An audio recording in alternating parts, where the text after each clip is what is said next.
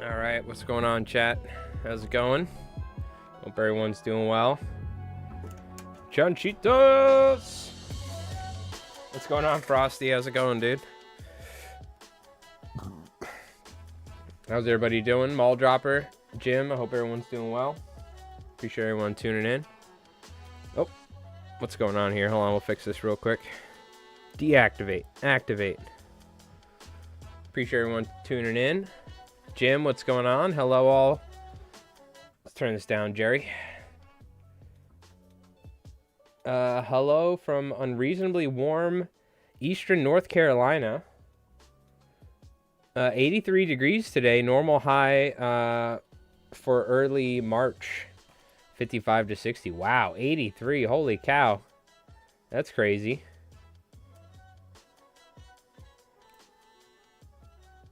That is wild. It was, I don't know what it is, like 40s here or something. You know, what's getting tied today? Well, we just put out the Mullet Marauder video, so we're going to tie Mullet Marauder. And Joe F, I believe, will be tuning in, hopefully. He dropped a super chat on the new video and was asking about, like, shad patterns. So I figured we could probably, and taking some suggestions from you folks after the Mullet Marauder, but we'll tie, like, a little shad fly or a little bait fish with the Mullet Marauder, and then we can try some other patterns out. Enhance. Dude, I want to, I saw you got Super Battle Golf. I want to play it. I should have got it when it was on sale. I'm like super broke at the moment, so. But I want to pick it up at some point. I think even just hopping in random lobbies looks fun with that game. Because I was watching Djibouti Show play it. Or even if you just get 3 people. But I think you just play on random lobbies too, so. I'll probably pick it up at some point here. Maybe this weekend we'll play it or something. We're probably going to be filming more games. We've been filming a lot of battle reports. I've been doing some fly tying. I got some more fly tying videos in the work. But I've been doing a lot of filming and editing for Mike Rolls Dice, our second channel. So. And getting a lot of armies ready for new games that we're going to be showcasing on that channel. So, with that being said, we have a ton of flies backlog that we need to record. So, suggestions and flies that I've been wanting to film as well. So, we got a lot of stuff to record, and we got to do some more videos, long form videos. Now, we already have the spring video, so we're good for spring, but I wouldn't mind doing another video about springtime or something coming up at some point. You want to do some voiceovers? Okay, good. Well, we're going to need, what do you call it? I'm hoping to get to 1,000 subscribers soon, so we're going to do a special game then. We're going to do a big game, so I need more voices then, so I need it. I'm trying to think. I could definitely use your voices in the American ones, because you can do like some sort of American voice. But if you can do like a German or a Russian voice, but if not, then we got Turnip 28, which I need. I think I'm gonna have Eric do voices as well, because that's something we do in my battle reports. Is we do voices. We film it in a way it's like a little mini movie, if you will. Which at first I didn't know if people would like, but everybody loves it. They're like, oh, dude, this shit's sick. So, it's always good to see that, at least. Get busy, yep. So, I think for 1,000 subs on that channel, we're going to do like a massive battle report for Conflict, where we have like, normally you play with 2,000 points. I think we're going to do like, or 1,500 point armies. I think we're going to do like 2,500 point armies or something. Maybe 3,000 point, and do like this massive battle going, you know, happening somewhere. And maybe try and imitate something that happened in World War II, because it's based off World War II. So we could do like the Battle of Kursk, or we'll probably do something between the US and the Axis, probably. But anyways, we got a lot of fun stuff planned for that, but that's for a different channel. We're fly tying tonight, so we're going to tie the Mullet Marauder, which we just put a video out for. What's going on, Lobbits Outdoors? How's it going? And Zeke? How's it going, Zeke? I'm still fat and lazy, so I guess I'm doing good. Oh, yeah. That's a sign of kinsmanship. Indulging yourself in fine meats and wines and cheeses. Mm-hmm. Just think, years ago you would be like upper class society because of your your lifestyle, your decadent lifestyle, mall dropper. Ah, yes, a man of culture. Yes. Ah, you also have gout. I see. Exactly. What's going on, Doc? I missed the gout thing. That wasn't for Doc. That was for the gout thing. But how's it going, Doc? All right. The timing was off a little. So we're going to be using a 4-aught hook. I tied the Mullet Marauder on that one in a 2-aught. Now, traditionally, I would tied on the 3-aught Mustad, but they got rid of those hooks. So we're going to, I think the 4-aught's a nice place for it, and tie it right around, what do you call it? Right around like 5 inches or so. Let's get the tape measure here. Yeah, like 5.25. You gotta be careful with this fly. You can't add too much sun-nose laser dub or bucktail or anything, so we're gonna keep it sparse. The old Mustads were great because they were just a heavier hook, you know? They kind of had that internal weight, so you didn't have to worry about keeling it. The 2-aught Gamagatu is a little light, so if I'm tying a Mullet Marauder on it, I think I need to scale it down a little bit more from the video. We're going to...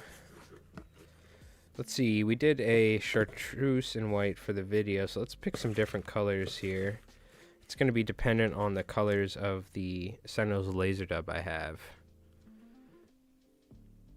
So I think I should have some olive, or we could use tan as well if I find a tan feather, which I should have a tan feather. Or some tan hackle here. This big old bag. Oh, I also have olive. We could do it in olive. Of course. Let's do that actually, because I think I have more material in that regard. I'll also go ahead and just grab while we're here.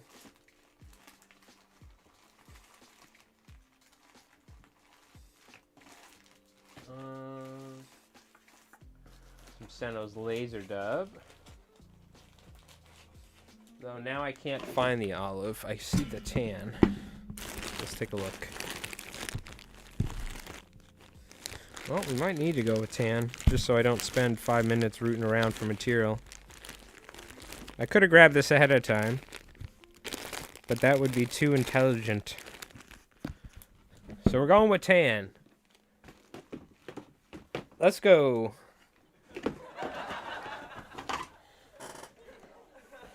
I let my materials decide. Not in how effective the colors are, but in how easy it is to find the materials.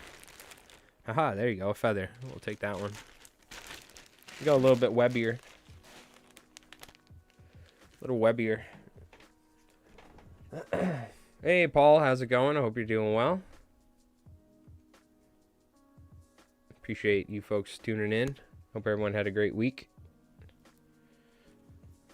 Yeah, I gotta start doing these rooster mullet marauder. I mean the rooster muddlers.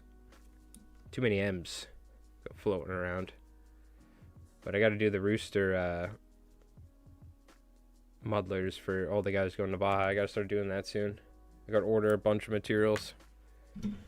Let's grab a little bit of flash, and then we'll throw some grizzly hackle on here. Let's get this stuff out of the way. Also, camera looks good for the vertical stream, I believe. Yeah, it does. Jim Horton, how's it going? I hope you're doing well. What's everyone up to this weekend? Is anyone... See, it's now we're starting to get into the time where people can start going fishing. So, before we know it, I mean, it's already, what, March 6th?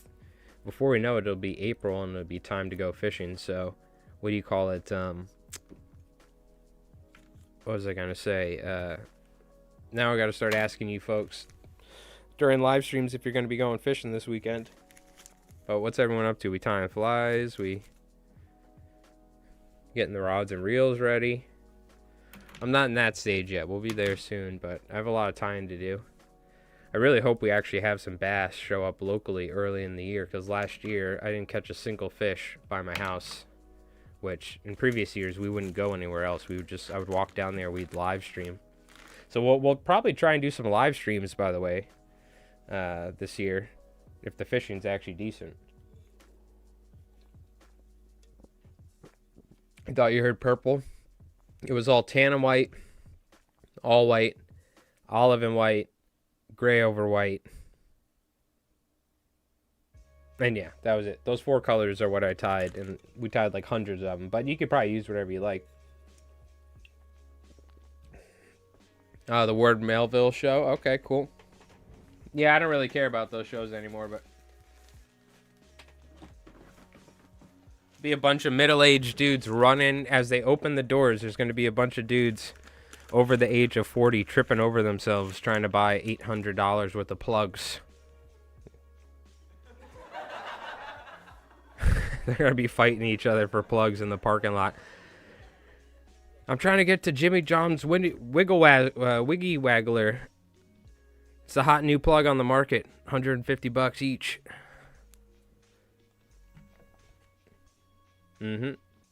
That's when I was like, I'm in the wrong business, dude. I was talking to some of these guys that were selling plugs.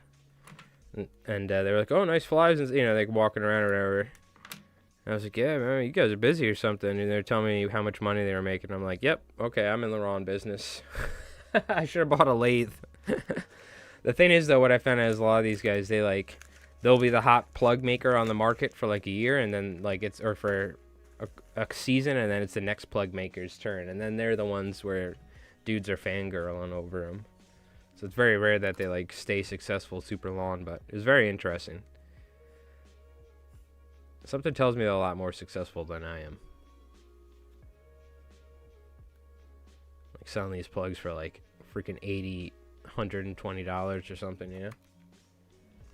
You solved the Nayaka material yesterday mystery. All right, let's hear it. Hot shot, Mr. Calvin. How'd you do it? What is it? Did you talk to the folks from Balua or Bear's Den, or did you just mess around? Because I need 100% confirmation. Even though we're not tying that, we're just going to stick with the other ones. I could always add them, or I could always tell the guy, or we could try it out, do some testing.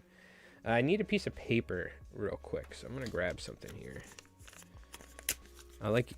After applying super glue, I like doing this. It's usually better if you have a piece of packaging, the hard cardboard, but this spreads the super glue all the way around. Okay. Now, usually I use marabou, and we can certainly do that now. I almost kind of want to try something different, though. Because usually I'll use some marabou. Well, let's use marabou. I was thinking maybe we could try angel hair as a replacement. Because I want to start experimenting. Messing around. Trying some new things with the pattern. Let's see if I have tan. I should have. Definitely have tan marabou. Some capacity. Not much, but some shape or form.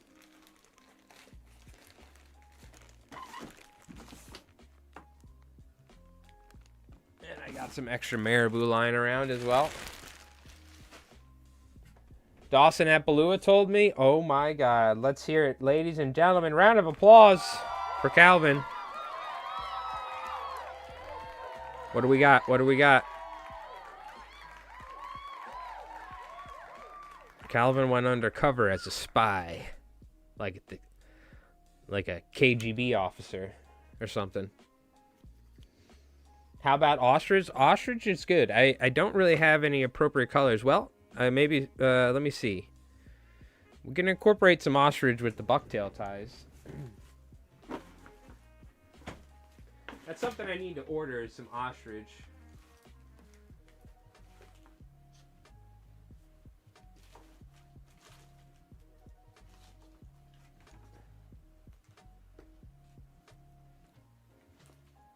You know, I had a tan at some point. I have some white, but I know I had a tan.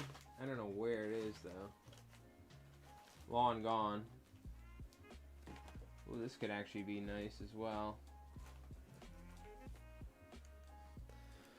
We got a little barred ostrich.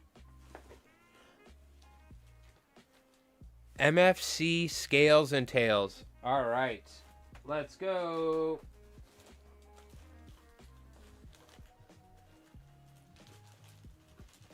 Now, we're not putting your life in danger, right?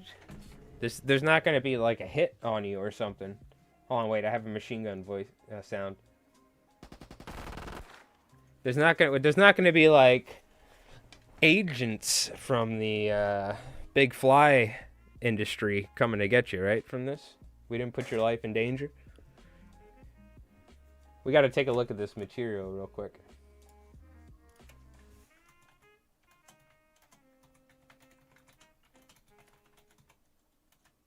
Whoa, I gotta watch out because there's a thing in okay, hopefully these are reptile shops because it says Las Vegas and I thought it was some weird reptile like anamorph strip club is what my mind went to, but I think it's just reptile shops.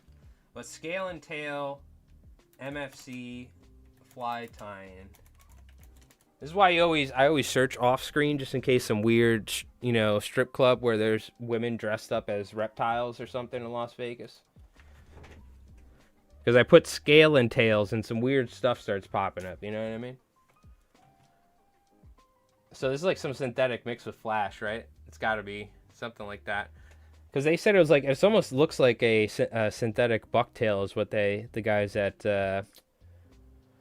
Bear's Den said. So, okay, very cool. And this explains, look at the color blends they have. Out of white, of course. Okay. Yeah, look at that. Well, well, well. Round of applause. Yeah, it's just one of the many millions of types of synthetic materials. It's like it looks like some sort of crinkly synthetic mixed with flash like we were talking about. Okay, cool. Well, I'll have to try and get some at some point then, and then I'll let the other guy know. The tan is nice. Yeah, there's some nice colors for sure. I like it. Well, thank you, Calvin. You've done what we thought was impossible. You've infiltrated. Sleeper cell style. No, I don't know why. I always do a lot of like war related stuff with my miniature channel now, so I'm just picturing you like a secret agent in like World War II going and getting the secrets on how the German, how they encrypted the German radios. But you found out the secret of the Balua fly for us. You buy from them often? Great materials. What's that? J Stockard or the MFC? The maker. 0707. Yeah, get some 07s in the chat for Calvin because we literally spent an entire stream trying to figure out what that was. And in case you don't know, 07 is like a salute. You can see the little dude, he's putting his arm up, the bend in his elbow. Thank you, my friend.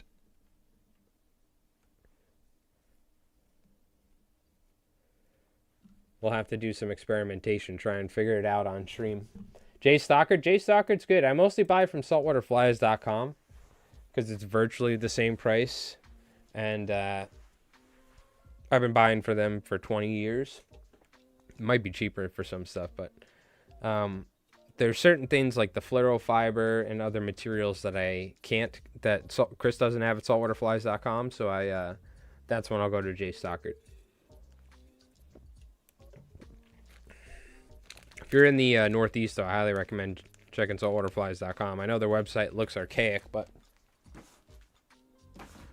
I've been purchasing materials from them since we used dial-up internet, so back in like the late 90s. It's one of the first places that you could actually buy material from.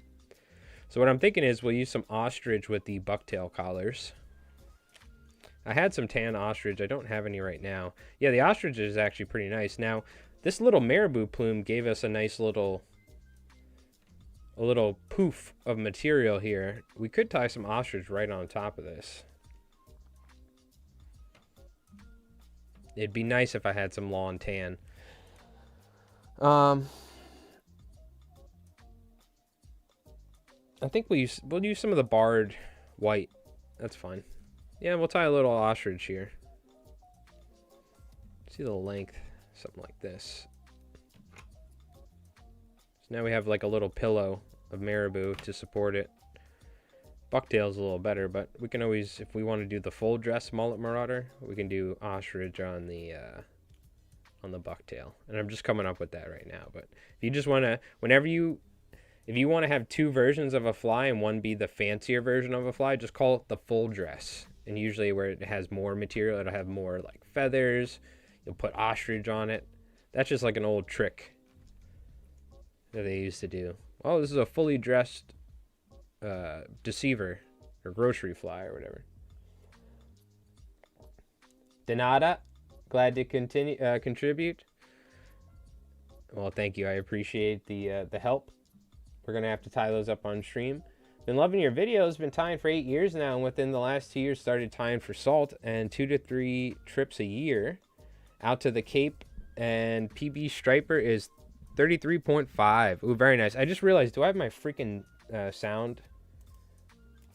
I was eating pasta on stream the other night. Okay, good. 33.5 inches is very good. I didn't break like 34 inches. It just recently, I think we had a fish that was like 32, 33 inches, somewhere around it. Dude, I've been fly fishing for 20 years. I've just had terrible luck with getting fish over like 32, 33 inches. It's always been around that mark. So that's fantastic. But Cape's a great place to go as well. We're out here on Long Island, but the Cape Cod is a trip I'd like to do one day. I was gonna do it way back at some point. I was gonna like sleep in my car. This is when I was much younger. But then I was like, screw this. I was like, I'll probably just end up getting arrested. Who the hell is this guy? Catch me sleeping in a 7-Eleven parking lot somewhere. Do they have 7-Elevens up in Massachusetts? They do, right? Like, for instance, you're going out to Montauk. One of the last stops you take is you hit that 7-Eleven that's open 24/7. You grab some snacks before you get on the boat, and you're going to be out there chasing albies for 8 hours under the sun or something.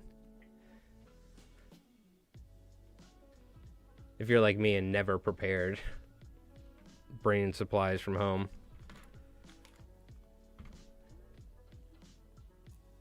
48 mid 90s were great on the vineyard. Oh yeah. That's the thing, that when I was a kid, dude, the fishing was like crazy. I wish I could have experienced it when I was older and I had the capabilities and the skills that I do now, because it was different when I was 8, 9, 10 years old. I wasn't the same fly caster, fly fisher. Didn't have my own car, you know what I mean? Like, had to go to school. So I wish I could have experienced the 90s fishing as an adult, you know? But I still got to experience it, at least, because the fishing was phenomenal back then.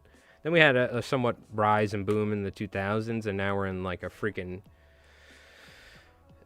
downward spiral. So hopefully things get better. They say that South Fork Salt was saying, they say that cold years or cold springs lead to better striper spawn. So I really hope that's the case. So, but something tells me we're going to need more than just some cold weather for a good striper spawn. So support the Saltwater Guide Association. Support Stripers Forever. Look into the fishery politics. Make sure to vote and all that, and like write emails to the ASMFC when they do their striper stuff. It's super important, for sure.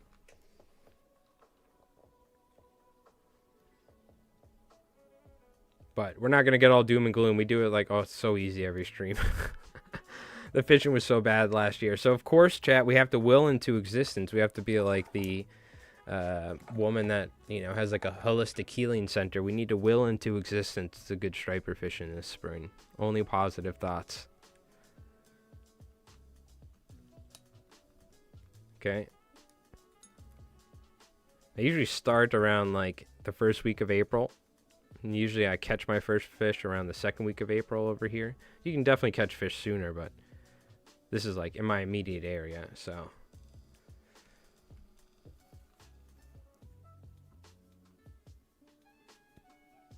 Yeah, some nice colors. This is virtually tan, by the way, too. It's like white, but it looks so... It's so dulled out compared to this ostrich on the belly. You know what I mean? Not sure if you've ever seen the unknown angler fly tying videos. I'm not familiar, no.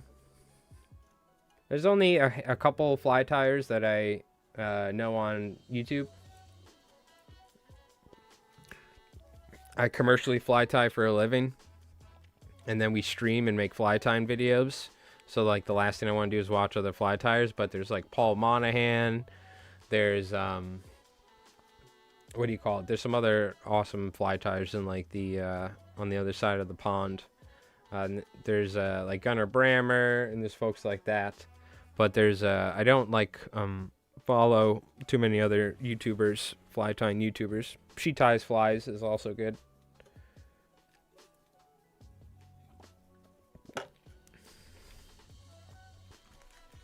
But I'm sure I've seen there's some fantastic fly tyers on YouTube. I just don't watch a lot of fly tying content. Because it's like literally all I do now. For the past 10 years, you know what I mean? I gotta get a nice white bucktail here. Or something that's more suitable. Sorry, chat, hold on. I guess we'll grab this one. Andreas Anderson, yeah. Yep, how do you pronounce his name? McPhail or McPhail? Yep. There's some good ones. And there's some good small channels too. You know what I mean? Like I'm a pretty small channel, but there's some even small. There's some great channels, but I just don't watch a lot of fly tying videos.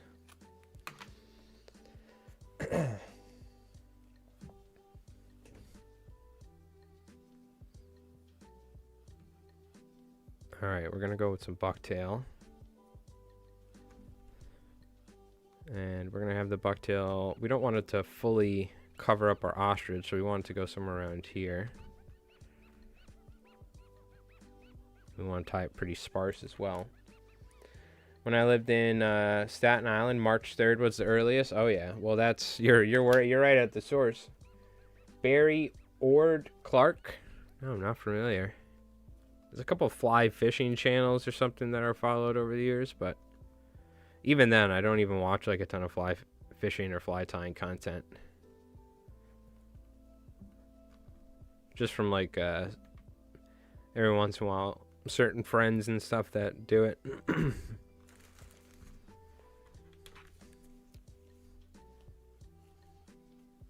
Because it's like if you cook chicken parms all day, the last thing you want to do is eat chicken parms. And like watch a video, or while you're eating chicken parm for dinner too, then you're also watching a dude cook and eat chicken parm. You know what I mean? Like as somebody who worked in an Italian restaurant, no more chicken parms, damn it. That was the only thing they gave us free every night. Otherwise we got half off on the dish. Ate so many goddamn chicken parms. So many. Never again. Caught a lot of smallies on the Sid fly. How many tickles does it take to make an octopus laugh? 10 of them. Okay. Don't they have 8 legs? Or 8 arms? Is that why? You gotta get past their barrier? I see. With the 2 arms. That's actually a pretty insightful joke. Like, it has some deep thought and meaning. Like, how do you break through an octopus's guard? Tickle guard, huh? Stripping baskets, they're of the utmost importance. Because if you're trying to fish for albies on the rocks, you're going to literally lose $80, $90 fly line. Or if you're fishing in the surf, your line is going to get just completely tied up in knots. Like, if I have footage, I haven't put it together, but we want to do a video on fishing the surf in the fall. The conditions that I'm fishing in, even with a stripping basket, like, my line was getting ripped out just because a little bit of line was hanging out, and these waves were like freaking crushing me. I was just getting my ass kicked out there. So even with without a stripping basket, dude, it would be like stripping line off your reel, like fishing in that sort of conditions. So it's even in a boat, walking around in a boat, it helps. I do it all the time. You see me fish stripping baskets in 20, 30 foot contenders where you could easily strip the fly line on the ground.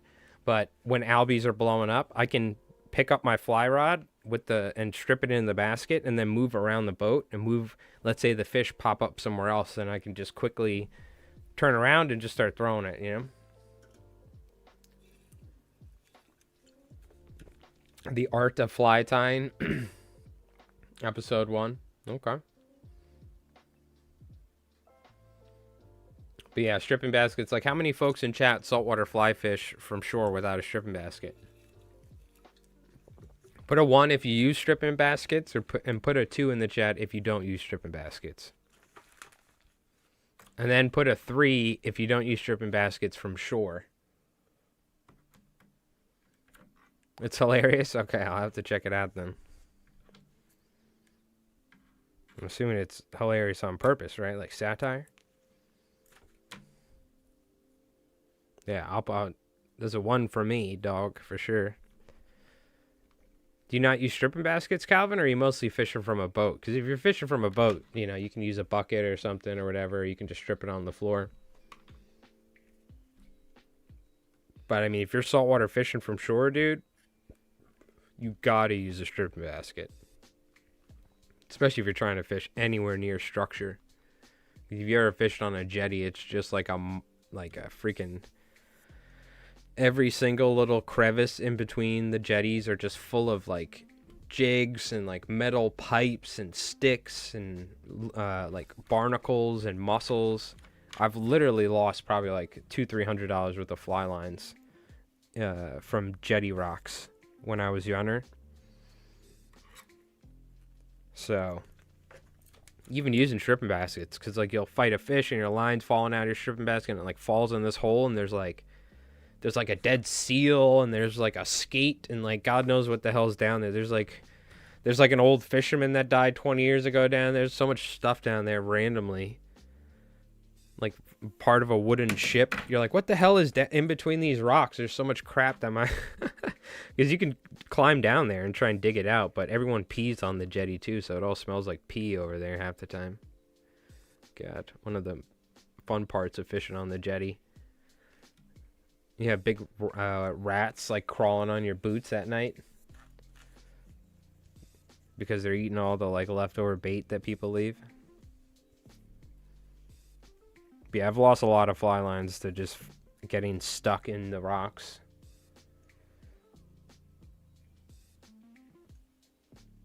I had the surf rip my drag. Yeah, the rats. The worst is fishing by like the bridge over here, Zeke. Or like some of the bridges, but it's always the inlets. The rats, because they'll live like in the rocks, and they can eat mussels, they can eat dead fish. There's all sorts of stuff that they can eat, at least.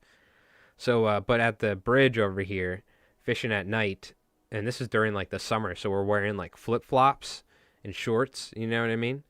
And dude, you freaking have the rats like just like, we're talking like, these look like New York City rats, you know, like big mamma jammas, and they're just like, and it's, thank God, it's usually when I'm wearing shoes, but I've had them walk on my feet before, like run across my feet because they're running towards the bridge. But imagine wearing flip-flops and you get one of those mother effers, scratches your toe or something. That's how you get the plague or something. Screw that. But if you sit at the overlook of the inlet where I live, or a lot of these inlets, and you sit for a while, you will see rats like running around. Yeah, dude, those sea rats get big. They're probably descendants of ship rats, 100%. I mean, they had to be, right? Because I don't think they were traditionally in mainland North America. They were brought over with ships, right? There were mouse species and stuff, but I think the brown rat or whatever came from Europe. But I could be wrong on that. But what do you call it? I mean, these are... You can tell, like... If you've ever been to, like, New York City before, like, some of these rats are almost the size of New York City rats. I think New York City rats, though, genuinely are the biggest rats I've ever seen. Like, I don't think I've ever seen the larger rats, because we used to, late in the 90s, we used to sit and look out the window when we were at my friends in the city. We used to go visit. This is somewhere in, like, Brooklyn or something. I don't know where the hell it was. The Bronx? It was probably the Bronx or something. And, dude, you would see these rats. I mean, they'd be, like, fighting each other in the streets like it was Ninja Turtles or something. But the size of these things, I'll never forget how big they were. Like, I never knew rats could actually get that big. So I don't think... These things are big over here. Like, these you'll see at the jetties. But they're not as big as New York City rats. For sure. Mayflower rats. You seen one well over 40 centimeters? Yeah. Yeah. There's some big suckers. The bad thing about rats, by the way, and we're just doing a second bucktail collar here. Hopefully you guys can... We just go on tangents here. So if it's your first time watching, it's not like a fly tying video where I'm going step by step. We'll still talk about it, of course, but we might talk about rats. You know what I mean? Unfortunately, with rats... Mice, they don't even, like, cats aren't effective against rats. I watched the whole video on it because they're so freaking large that cats won't even mess with them a lot of times. Because a rat can, like, kill birds. It can kill things. Like, they're no joke. They can fight back. So you need, like, a dog or you need, like, a freaking owl or something to get that thing. We need some hawks.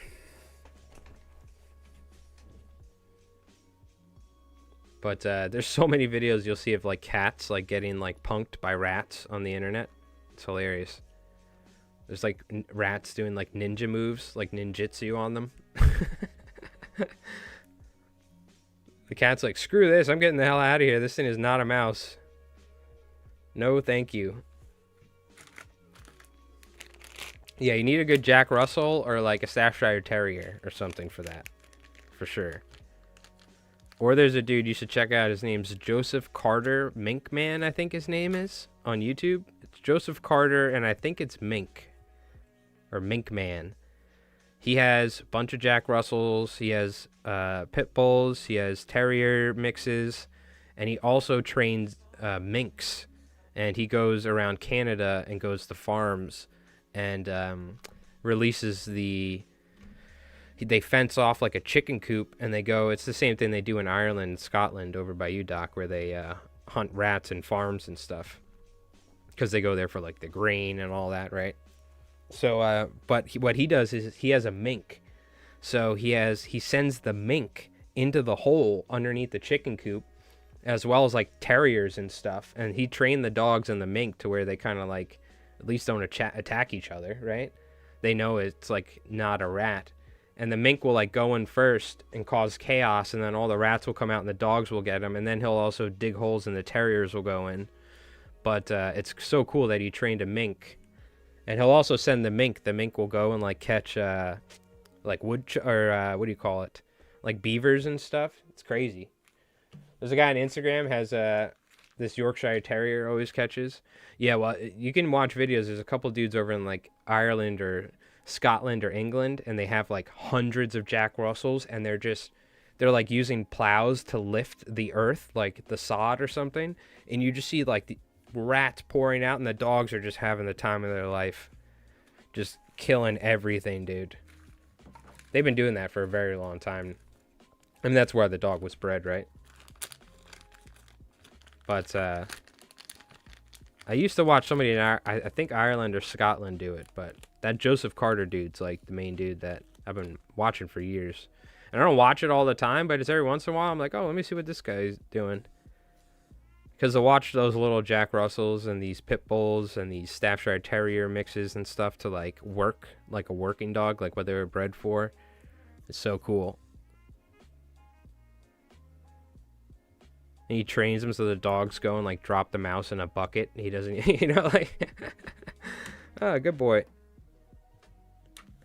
That's a business too. It's pretty cool. The farmers love it. Yo, what's going on, Camp? How's it going? I hope you're doing well.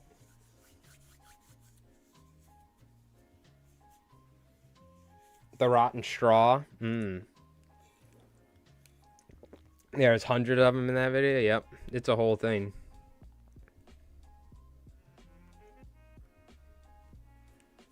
I mean, as probably, you know, like, ugh, man, I'm not a fan of rats in general. One runs at me, I'm gonna like straight up jump. Like, I'm not trying to fight that thing, you know. That thing's gonna win. I do not want to mess with it. I've had like giant dogs come at me, and I'll stand my ground. But if like I'm wearing flip flops or something and socks, and there's like a rat running at me, dude, I'm getting the hell out of the way of that thing. But to have a bunch of like be around like 100 Jack Russells or something, or like 20 Jack Russells somewhere on a farm, and like helping them like fence off and take part in that'd probably be a lot of fun. Drinking beers and stuff. Like, get them. As much as I don't like killing things, you know what I mean? You have to, what do you call it? It's like, obviously you can't let a freaking rat population get out of control. So, much as I value all life, you know, especially as like a hunter and all that, I don't like killing things just for fun. But, will not spare the rat army growing under the ground like the Skaven. It's like a scene out of the Skaven for anyone that knows Warhammer, if you watch those videos. The idea of that there's like rats that like live in another dimension, there's just an infinite number of rats and they pour through like a time hole. That's what it looks like. There's just like an infinite number of rats coming out of the ground when they rip the ground open. It's crazy. But we'll stop talking about rats. I will say though, it's sick. If you got a Jack Russell Terrier, let them go hunt rats because they'll have the best day of their life. Okay. Make sure they don't run away or something. You want to give a Jack Russell the best day of its life? Just let it just like freaking fence it in with a rat in your garage and just slowly start moving all the boxes or something. For its birthday, you know what I mean? Find a rat in your garage. Let him go to town. Do what God designed him to do. Bred him to do. Well, it was really we designed him, but you know, you get the idea. All right, we're gonna fold this back. We're going on tangents about Jack Russells and rats and stuff, but you know, God bless their little hearts. I had a Jack Russell. I love Jack Russells. They're super high energy dogs, though. We didn't know that at the time, but nowadays, you get a Jack Russell. No, you either need to walk that dog a lot or you need to take it rat hunting. One or the other. Otherwise, don't be surprised when it jumps every time someone walks by or something, you know? My dog literally used to jump like 8 feet, 6 feet in the air from a standstill because we had a window at our door, and he would just, as we were coming home, you'd see him jump, and he was jumping just straight vertically from a stop. And he would be like 6 feet, 7 feet in the air. It's the craziest thing. I'll never forget it. We were like, what the hell is he doing? He was like sprinting himself almost to the top of the window, like so excited. We were like, that dog, I could never, I wish I took him ratting. But, you know, God rest his soul. Bless his heart. He's doing it up in heaven. This was a long time ago. This was when I was a little kid. Rescue as well. You gotta rescue. As much as I would love to get puppies and stuff like that, there's so many dogs in shelters that I don't think I'm ever gonna get a puppy unless it comes from a shelter.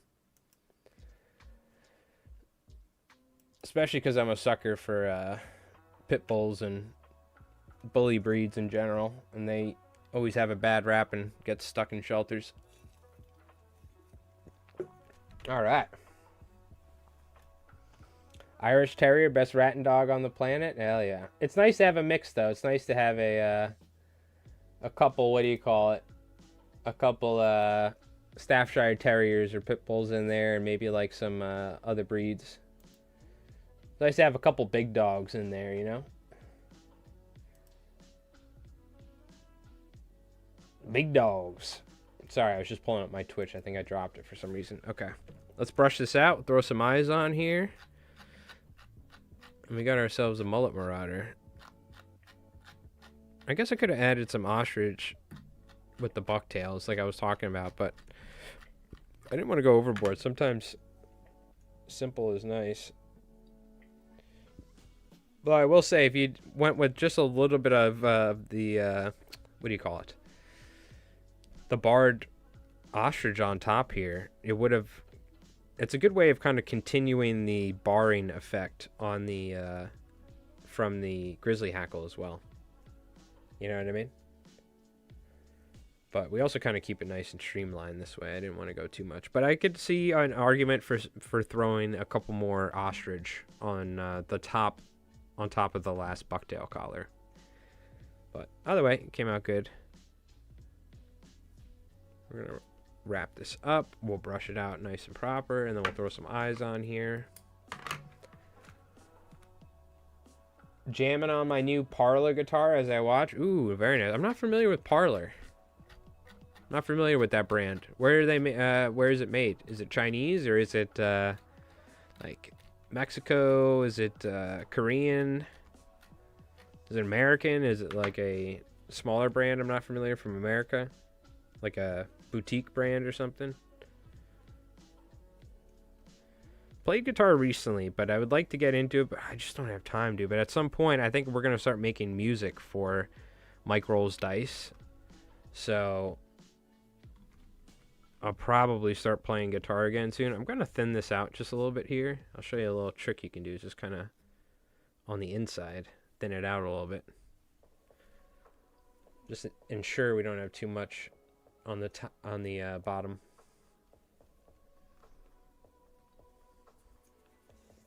Then we can throw some eyes on here. Yeah, I'm not familiar with Parlor.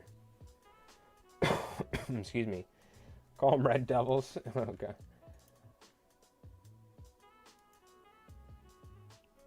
Not brand. It's a size short scale acoustic. Oh, okay.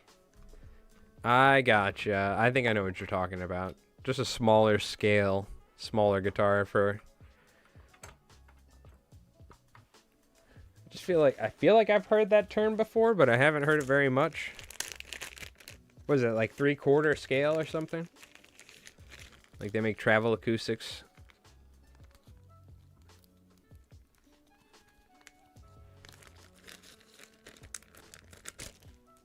All right.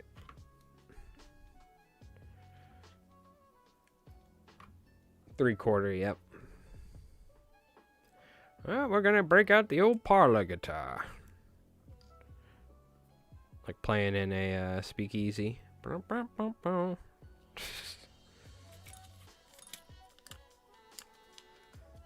talk about the travel guitar, Gramps? We call those travel guitars nowadays. Mine's got a headless stock, and it's battery operated. I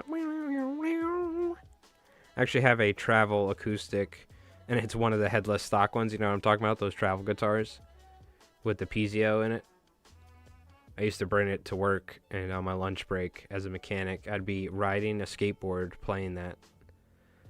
Or not riding a skateboard, but when I used to work at a skate park, I would be riding a skateboard playing that while working. But then when I worked as a mechanic, I would just be walking around the parking lot with like headphones on, like playing that as well. I think it's called Travel Guitar is the brand or something. I forgot.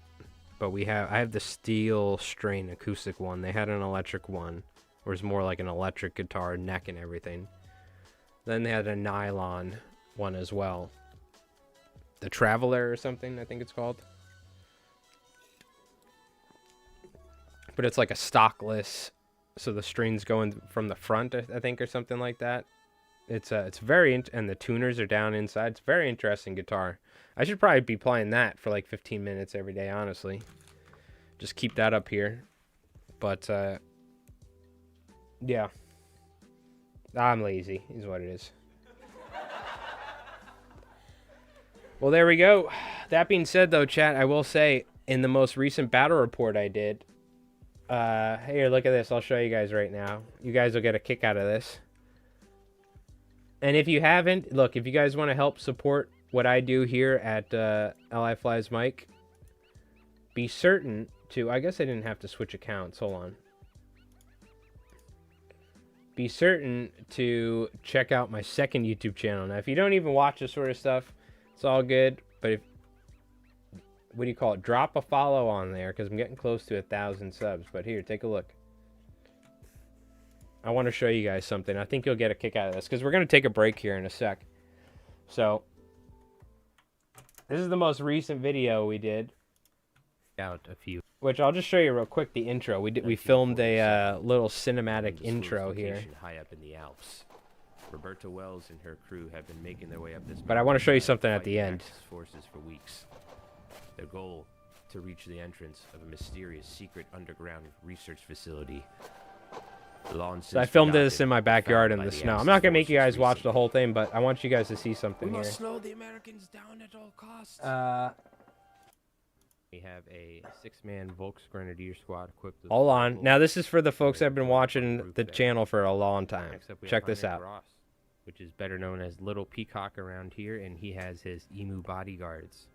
He has 4 bodyguards, including the medic. We got Little Peacock with emus, bro. Yes, my emus. Prepare for battle. And we have a platoon commander. And now check this out. I'm not going to spoil it, but Little Peacock wins. I spoiled it, okay? But check this out. I was, to our new army list. Un Oberschon früher, Little Peacock. The rocket is now ours. Hell yeah, cuz. We shall have the men. They essentially, whoosh, they fly away. All this. But I'm like, I need to make a video explaining who the hell Little Peacock is and why I'm using emus. Because people are like, what the hell are you doing? Who's Little Peacock? What is this? So I just figured for fun at the end of the video, I'd drop this banger. Which, let's just watch it because it's been too long. And let's enjoy it together, chat. This is from 2021, I think.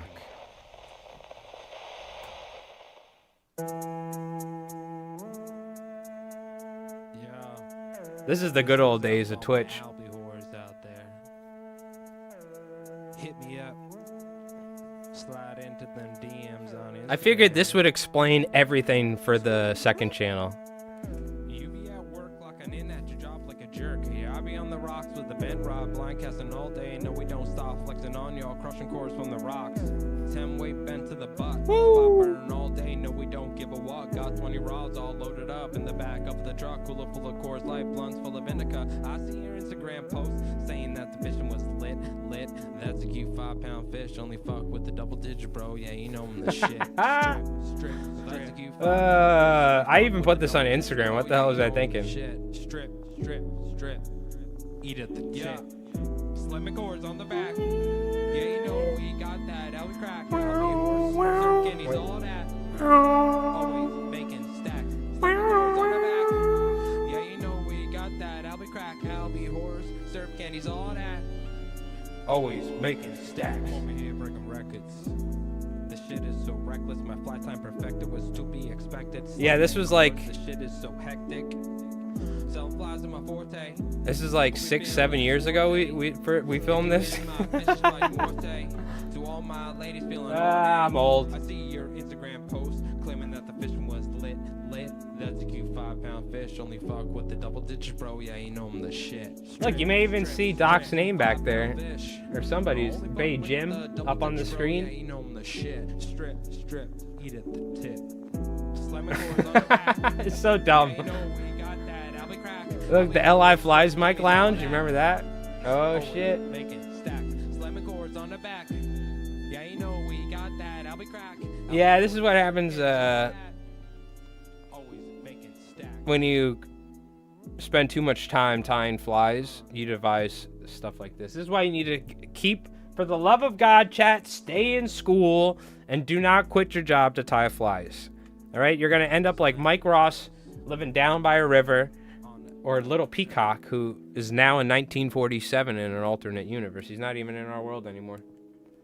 But so I figured, by the way, this was a video for the battle report. So I just randomly threw that in there at the end. I was like, you know what?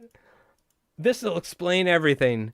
And I bet you it probably only made everybody so much more confused as to what this even is. But people loved it.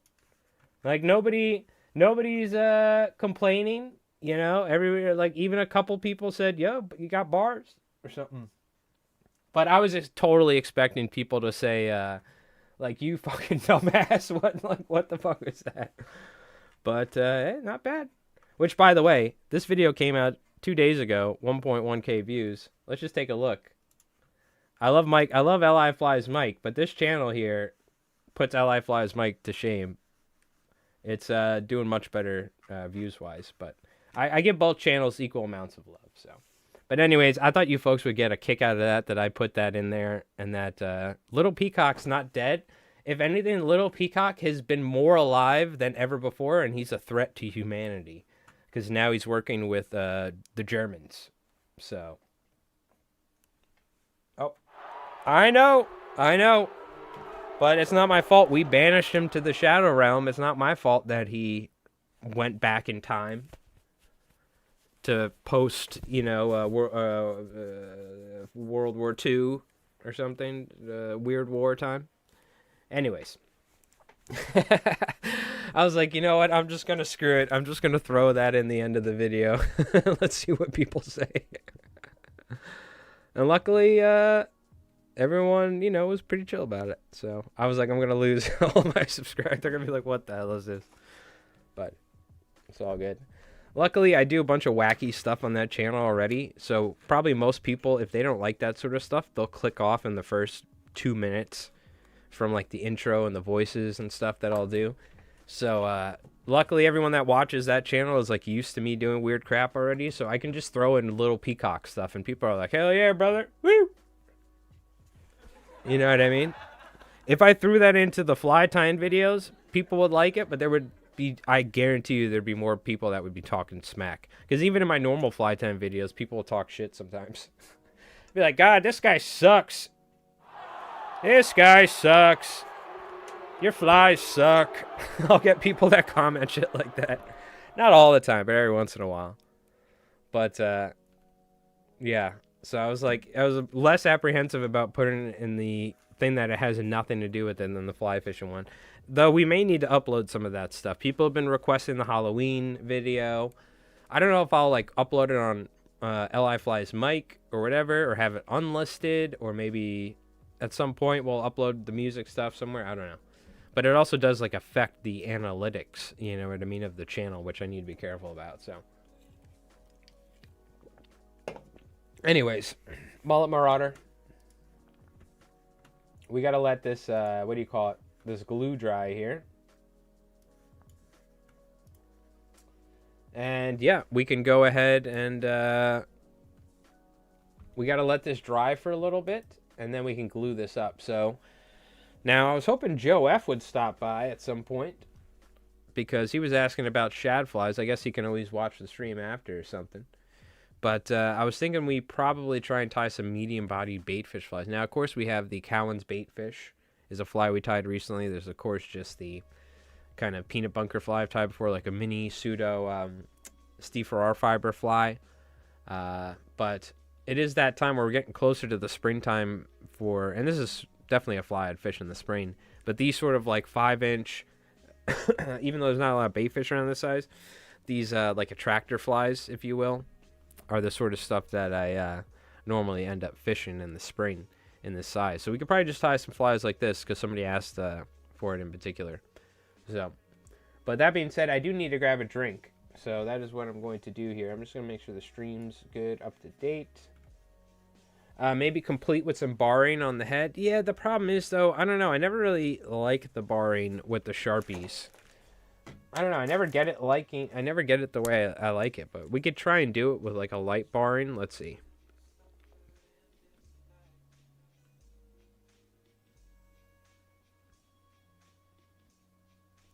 I feel like if you have one of those airbrush with the Copic marker things, like that might be the best way of going about doing this.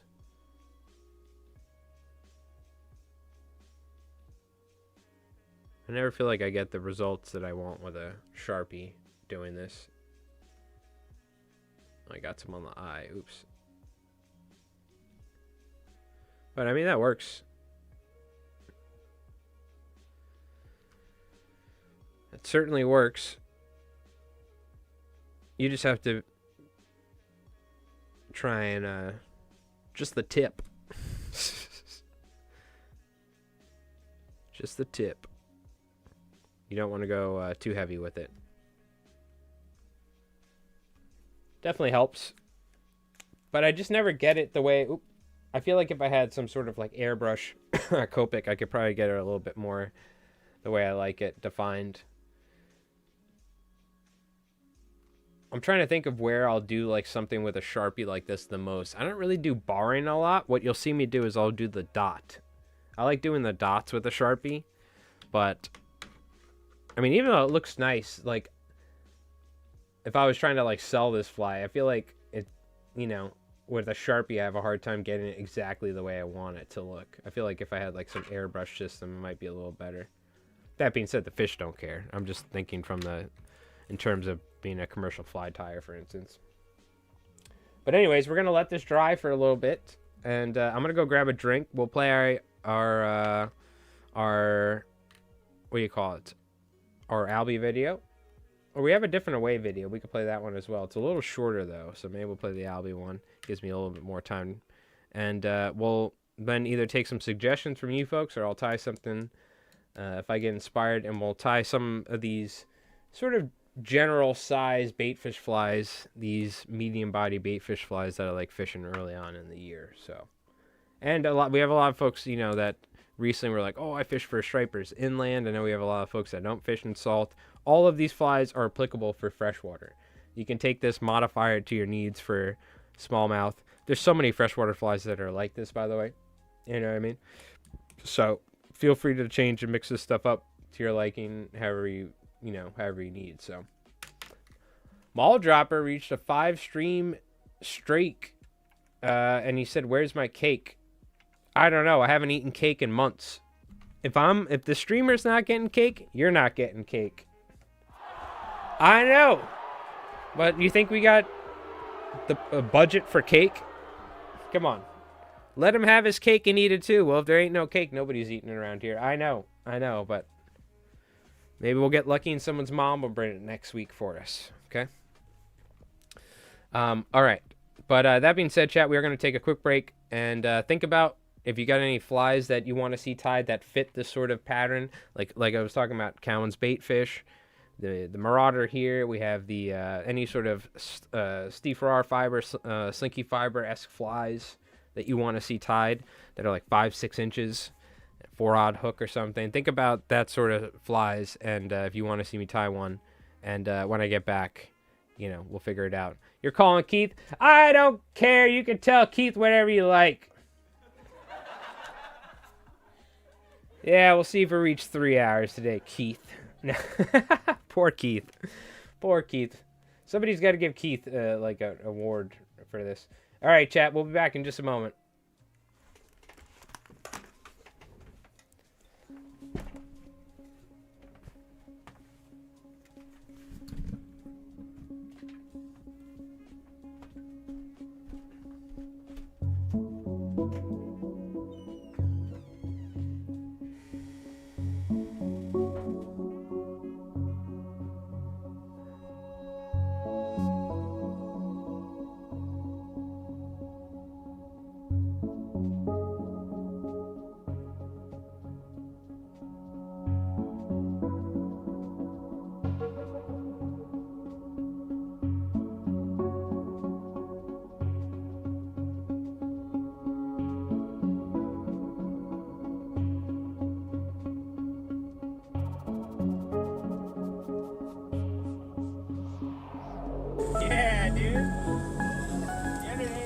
tight. Stay tight, all right? Yeah, keep it tight. Yeah, dude. Yeah, Aiden. Knuckle buster. Are you good? Do you need me to do anything? Yeah, I might need a ride. Yes. Okay. Hold on, I'm gonna turn now. I'm gonna try and get on the valve. Yeah, get on the valve. All right, you're doing good. Keep doing your thing. I'm gonna move us away.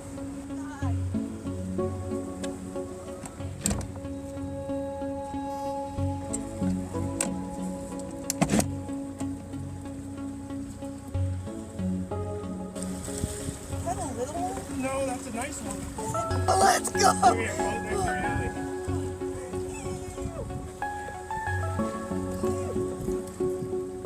Good job. That's sick.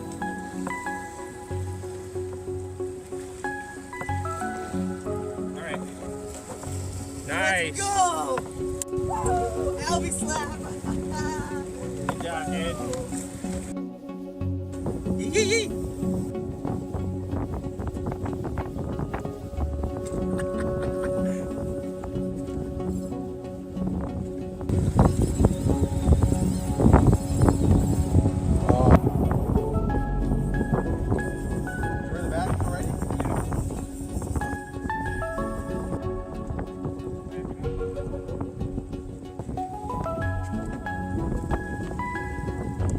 Looking down the barrel of a 12 gauge little toonie, bro. On the albacore too.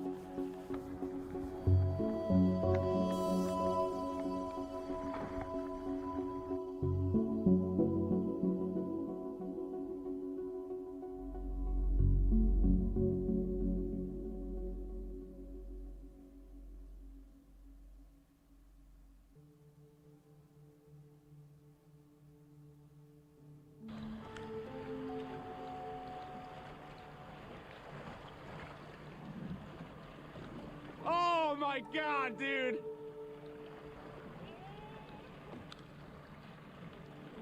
What the fuck?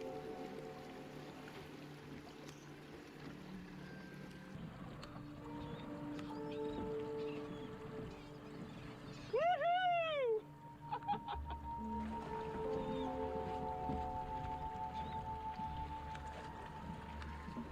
Oh my god.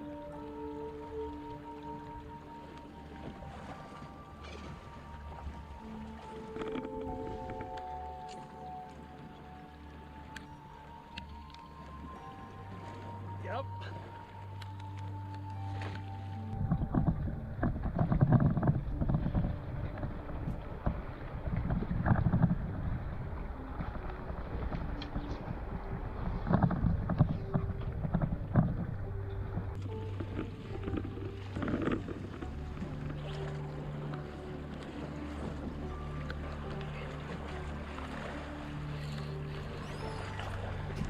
Oh my god!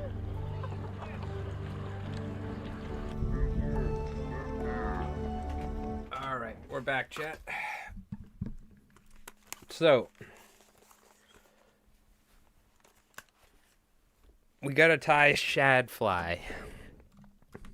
I'm thinking Cowan's bait fish is a good fly for that. But if any of you folks have any recommendations and we have the appropriate material, we could try something out because Joe F was asking about it. So, that being said, I'm thinking the Cowan's bait fish, which we put out a video on recently, is a great fly for that. Of course, a bucktail deceiver as well is kind of my go-to in general.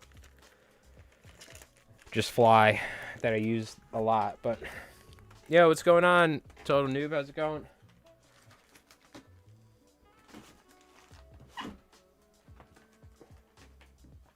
So let's try Cowan's bait fish. And we'll do it in a 4-odd with a shad in mind. That's the profile that we're going for, because we got that magic fluoro fiber. Might as well use it, you know?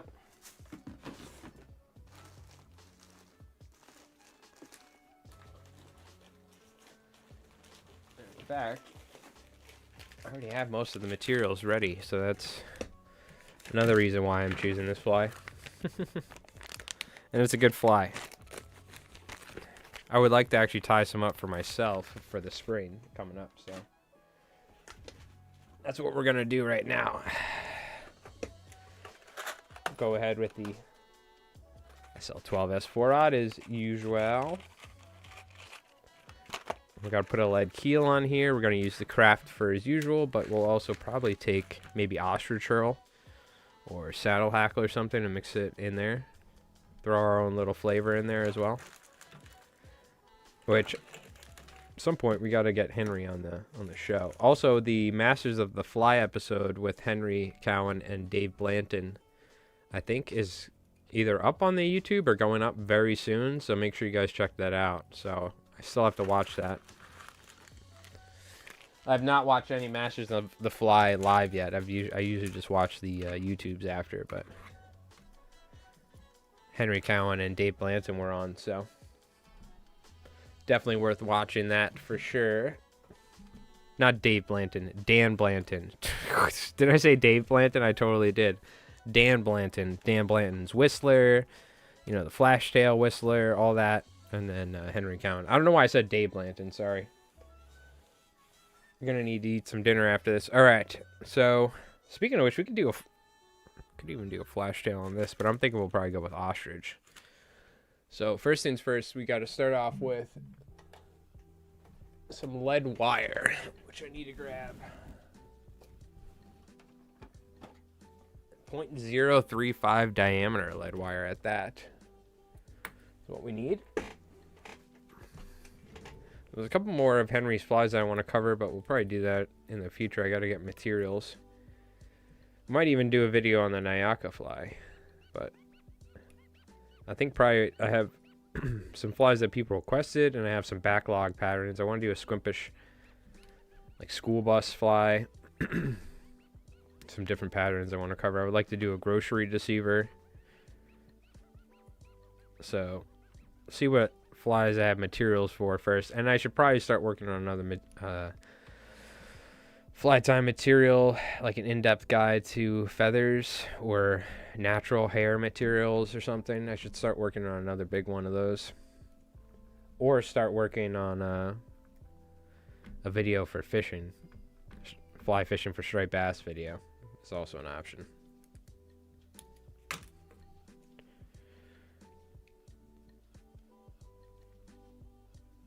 Throw that keel on here. Dave Skoke, the blind crab. I'll take a look. I know the strawn arm he ties a lot. It's not his original pattern, I don't think, but scales and tails. Yeah, I know. Well, I don't think they have that at saltwaterflies.com. So we'll get that from Jay Stockard. Skoke blind crab. Yeah, if you guys ever have any recommendations, let me know, because I jot them down. I have a note on like Windows Note or whatever, or not Windows, it's Microsoft Notes or whatever. I forgot what it is. He got some nice fish the other day. Yeah, he sent me some text. I'll show you guys some photos, as well as a cool fly that he was tying as well, that I would like to cover. Pretty much just a clouser, but tied with all polar fiber. Looked really nice. Okay, so we got to get some Bill's body braid here, which we also, oh, speaking of which, there's also 2 easy body flies that I'd like to do. I talked to Bill from Easy Body the other day. He recommended a couple cool flies. Jamie Boyle's Boiler Maker, which we've talked about a bunch, so it'd be cool to actually feature that fly on the channel. And then there's a floating sand eel fly where you probably put foam inside Easy Body. So that's another fly that I would like to... oh, I should be using... Damn it. I should be using... Yeah, we're going to switch to mono thread. Even though I'm lazy, we'll do it because it's one of Henry's flies. I should be using mono right now because I'm going to have to wrap over the body braid. I forgot. When do you think you will start your spring from shore? I usually start first week of April, but usually I don't catch fish till the second week of April. It's usually the 10th or 11th I catch my first fish, but last year it was terrible, so I don't know. I hope it's going to be good locally. I hope I don't need to travel. I hate traveling for fishing. Said hi. Salud. The Argentina, I'm assuming my Spanish is terrible, so I'm assuming you're saying hello from Argentina. Well, welcome. Round of applause for all the Argentinians. We've had a couple of folks from Argentina over the years that watch. Are you catching golden dorado out there, my friend? On what's the name of that one river, dude? There's a episode that Paul Young, fly fishing in Scotland or whatever, Paul Young, or I forgot the name of the show. It was when he was traveling the world. He went to Argentina and was fishing for golden dorado, and he was swinging flies on this one river. Like he was fishing for salmon, but he was just swinging flies for dorado. It was really cool. Unfortunately, a lot of those aren't available anymore on the internet. They used to be available, but the river Payara, or like Payari or Payara or something. I forgot the name of it. It was a big river though. But Argentina has some great fish, and then of course you have all the sea trout, right? Don't they have sea trout in Argentina? It's not just Chile and like Tierra del Fuego, right? My knowledge of that area of the world, though, is not very good, so you need to excuse my ignorance when it comes to geography. Not terrible, but I believe there's an Argentinian trout fishery, isn't there?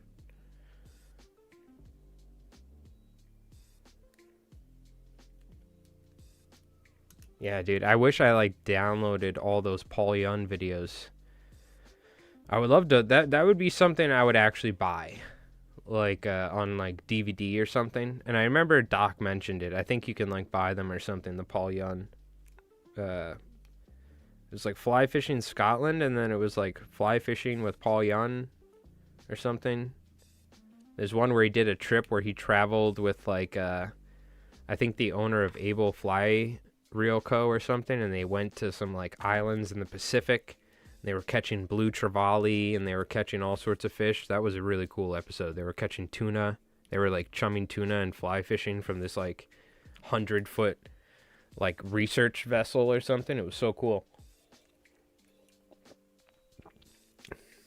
I think he was with the Hows or something, you know, with those flashy flies. Kate and Steve Howe or something. Remember we talked about them? I don't know if I got their names right either, but I'm pretty certain. I could be wrong. But he did some really cool stuff. He went to England a lot and Scotland a lot, and went trout fishing in lakes and like chalk streams. Of course, fish Ireland a lot. But it was there were some really cool episodes where he was like traveling to like exotic places like South America and whatnot.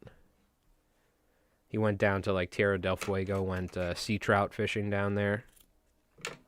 That was a really cool episode. That's probably, and now here's the thing. Walker Cay Chronicles is amazing, and I haven't watched that show in years. Jose Wejebe's Spanish Fly, another fantastic show. Those are like my top 2 fly fishing shows from the U.S. growing up. But I think that Paul Young shows, I think that's my favorite fly fishing show of all time, and I can't find it anywhere. I don't know how easy it is to find Walker Cay Chronicles or Jose Wejebe's show as well, but there was only a handful of shows, probably 4 or 5, that you would see on ESPN, because there was ESPN 1 and there was ESPN 2, and they would have fly fishing shows. It would only be on like super early on Saturdays or Sundays. That was the only time they would show it, and after that, it was around like 10 o'clock, 12 o'clock. It would just be Bassmaster. Nothing but Bassmaster. They're like, we gotta let those bass guys wake up. They were drinking on Friday night. We can't start it too early, so we'll put on the fly fishing shows. I remember watching like Flip Pallet, Walker K Chronicles, and all that. But I will say, if you can find that Scottish show, his name's Paul Young, Fly Fishing Scotland or whatever. If you can find access to that, I highly recommend watching it, because in my opinion, it's some of the best fly fishing like TV show ever made.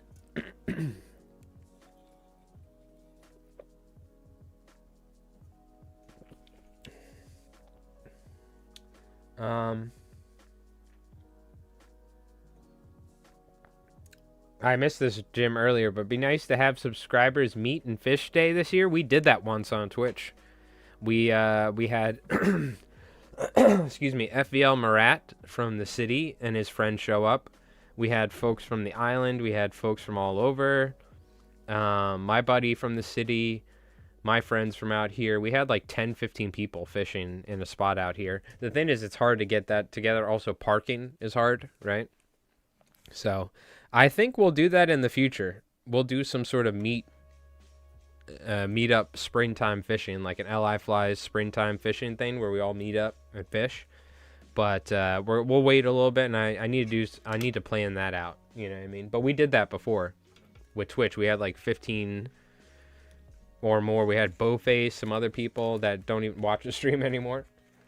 But yeah, that was a long time ago that we did that. But I wouldn't mind doing it again. The hard thing is finding a place that out here that, and it's also really far where I am, so we maybe would need to meet in between. I don't know. Then again, I'm lazy, and the fishing's really good out here, so. But like trying to get everyone to, like a place where everyone can park, that you don't need, you're not going to get parking tickets, or you don't need passes, you know, it's tough. Because they changed, out here, they change it all the time. It's like where you need a parking permit earlier and earlier. So, we'll need to do like some research, figure that out. We need to plan it out.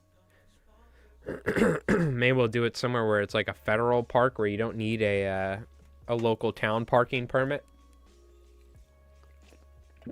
Because if it's a county park, you need a green key. You need to check in or pay.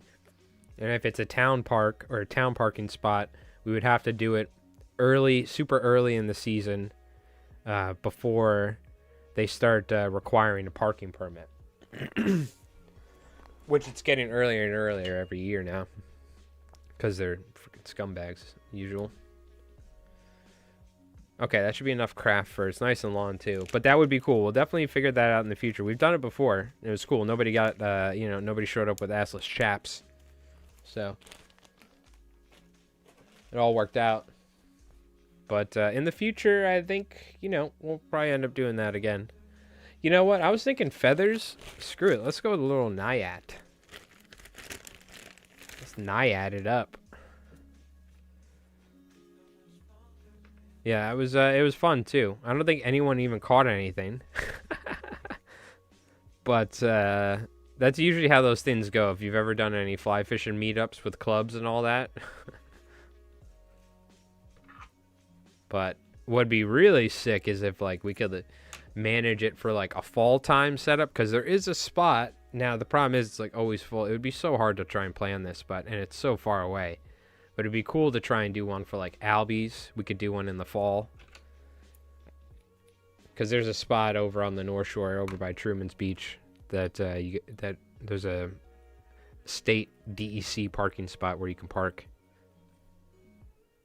Because that's an area that's notorious for being terrible to try and find somewhere to park and fish is the Southold Town up on the North Shore by Orient. But damn, the fishing's good up there. I tell you what. But yeah, that'd be fun. We've done it before, so that means we could definitely do it again. So, just it'll take some planning, some time. I don't know if we're doing it this year, and I would need to figure out where and what.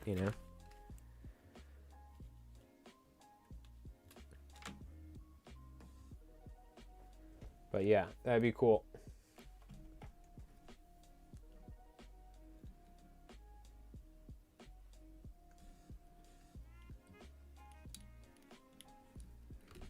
Ah!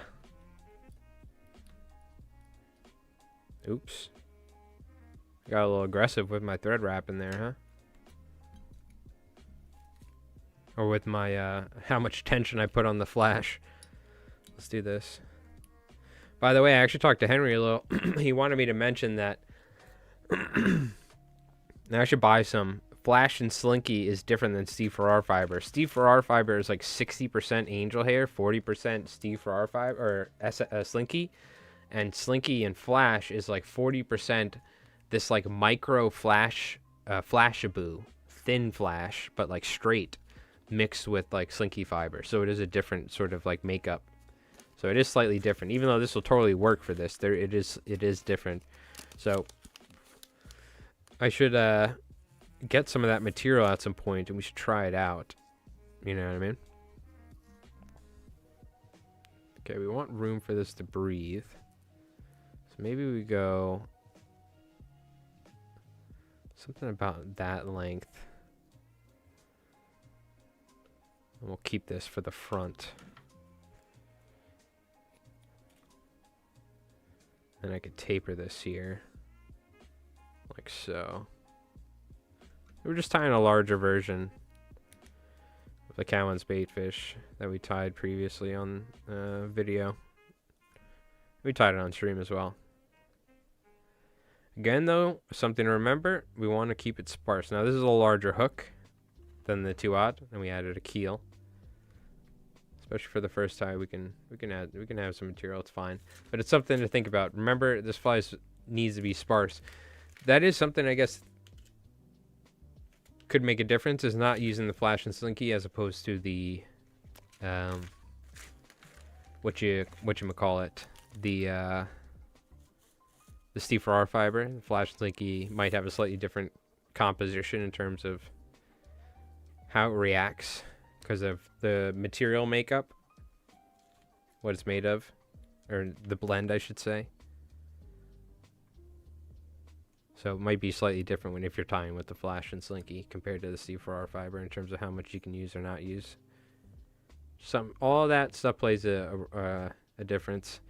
Generally minute differences, but that can add up with each tie, you know, and you're like, why is this so much bulkier or something, you know? So it's something to think about again. But the most important thing, sparse. This is in general, keeping your flies sparse. I'm trying to make my flies sparser and sparser nowadays with certain patterns. Not every pattern, but certain patterns. I'm like, you know what? I could probably go a little less on this. Sometimes less is more, you know? All right, now we can fold this back. Yeah, I'm excited for the spring. We'll see what it's gonna be like. Hopefully we get a good fishing season. And there's always the fabled unicorn of trying to catch weak fish by my house, which I know commercial fishermen that were gill netting them, which is not great.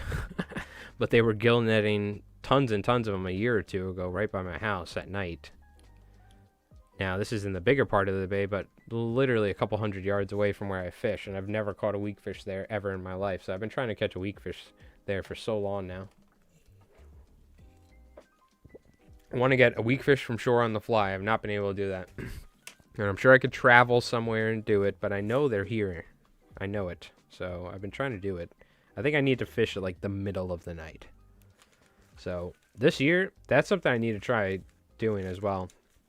It sucks. I mean, one thing when there's just no bass or anything, it's like less incentive to try and do that sort of stuff in general. But the experimental fishing, because if I fish at night, there's a good chance I'll at least like catch bass, right? But maybe that's what it takes. Maybe I gotta go out and catch some fish at night. But when it comes to bass, but I'm gonna try for the weak fish. I've been doing it every year, but recently I've been giving a lot more effort to try and find the nighttime. Yeah, I'm trying to target them specifically. I caught them off boats. There's certain areas here in Long Island in the Sound you can get them off boats in like 50 foot of water with sinking lines. But I really, really want to catch them from shore here locally. I know they're here. I've seen people catch them. Not in this specific spot, but again, like the guys I used to clam with would gill net at night. You know, they were saying they were getting like 500 pounds in some nights, so there's no reason why they wouldn't come into the creek by where I live, because that's where all the bait is, right? So maybe it's the outflow outside of the creek. If they, I don't know. I really don't know. They're like a mysterious fish in general. Generally nighttime or like deep water holes. Not a very easy fish to target unless it's, and this is what we generally find. They usually school up, or it's usually when you find weak fish, you find them. So usually you spend a lot of time not seeing them. But when you do find them, you'll find them in like numbers, generally. It's not like bass where like you'll get 1 or 2 bass cruising along, you know. Generally like the weak fish, it seems like in the bay will be like in holes and places where they'll be like congregating. Because that's like the ideal spot where they hang out and sit and feed or whatever. But maybe when they get to the larger tide runner sizes, you know, they'll... But even then, like... I don't know, dude. I've been struggling to catch one of those things for so long. I gotta break the curse. So we're going for a shad, too. I'm going for a little bit of a larger size and profile here. On this one.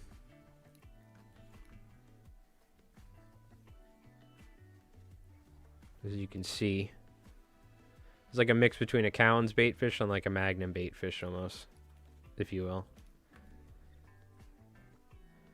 I forgot to do the liquid fusion on the tail. Let's just do that real quick. It'll take 2 seconds. Make sure all that's separated. Completely forgot about that. Really don't need much either. Just take my bodkin and work that in.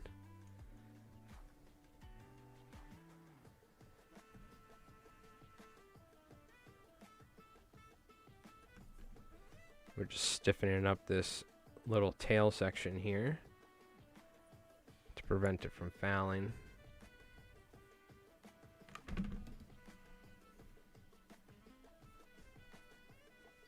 Ideally, you kind of do the tails and let it sit or whatever, but I've also been doing it while I tie, and if it's a little wet, whatever, this liquid fusion is never a big deal. You get in your fingers, and it's nice. You don't have to sit and wait as well, like if you're using epoxy or something, or yeah, epoxy or something like that, some other glue. All right, so we can probably start adding some now. If I'm doing a shad, I'm mostly keeping it white, or like this is like a off-white color. And then I'll start incorporating some colors on the top here at some point. Which I do have olives, I have blues, and like a yellowish color, and pinks. We'll probably do some combination of those. But now we need to like drastically start shortening the length of the material for this. Make sure that it's sparse.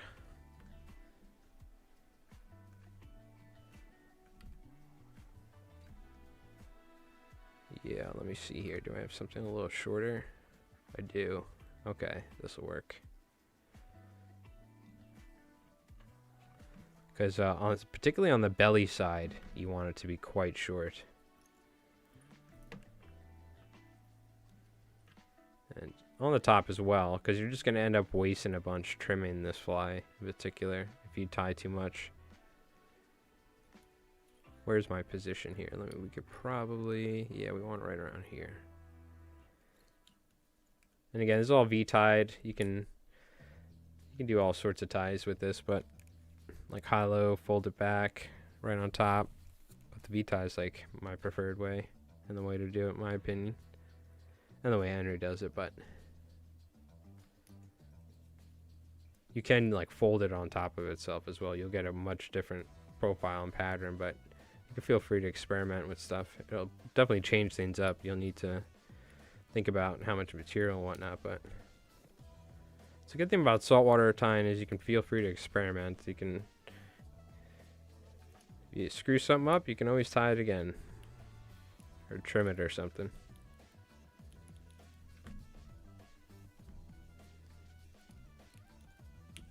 Or just cut the hook clean off and then tie it again. That's what I used to do when I was a kid because I only had so many hooks.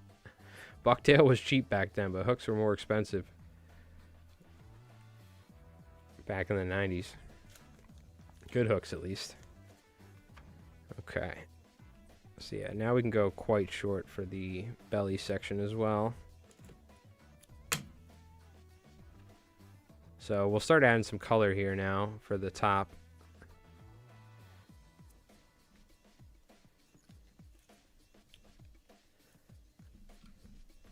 But again, for a shad or something, you really don't need much color. I think you want mostly white.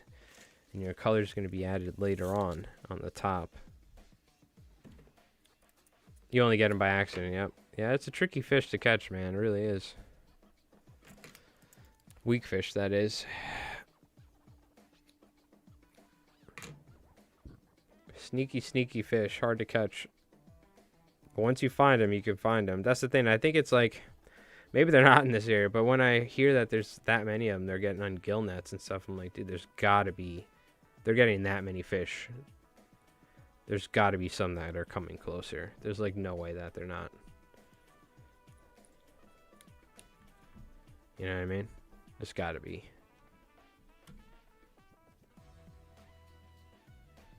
So, I don't know. One of these days we'll find out. Or they're just not, and I'm just... They only stay out in the bay outside of casting range, and... it is what it is. Could very well be the case. I'm just surprised I haven't got one over the years. Like, I've fished down here so many times over the years. Do we got room for 2 more ties? Yeah, I think we do. One more sparse tie for the last, because we got to do our fluoro fiber. We can't forget, obviously.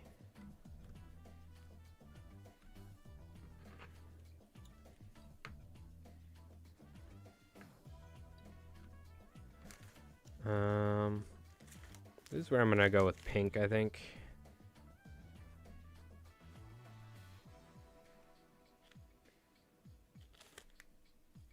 Yeah. Like some pink on here.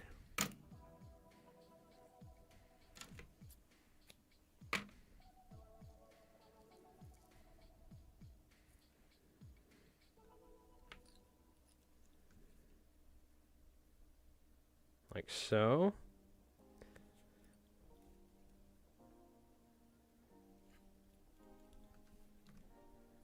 Now we could throw some fluoro fiber on top, or on the belly here, on top of this tie for a throat.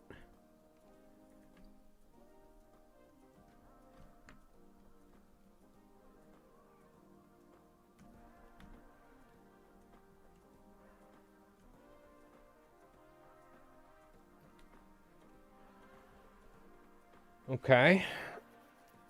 Very nice, very nice. So this stuff, hot pink fluoro fiber. This is the magic sauce right here. What is the difference in profile between a V-tie and a high-low tie? V-tie gives you more of a side-to-side profile, and the high-low tie will give you more of a top and bottom. So if you want to build more height, or if you're just folding it back and stacking it on top of itself, like the whatever. Because when I think of high tie, I think of stacking it, where you tie one, you move forward, you tie, and it's stacked on top of each other, pushes it up. High-low tie is like doing that, but top and bottom. Both top and bottom. I don't know what you would call when you take the material and just fold it back on top of itself, equal length, and tie it, instead of V-tying it, for instance. I'm sure there's a name for it. Like fold back or something, I don't know. I'm just going to use a small amount of this stuff, by the way, because it's like gold. This stuff, though, if you don't know about it, it changes colors. See that? It goes from pink to red to purples to orange. This stuff is crazy. And Henry is 100% convinced that this is the difference between catching fish and not. So if you don't have the fluoro fiber and you're trying to tie his flies, you're missing out. So this is something that it's kind of like a must.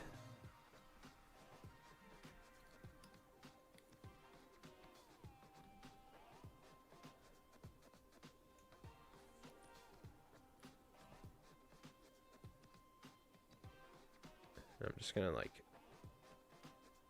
V-tie this, or we can high-low or fold it back and tie it on itself, whatever.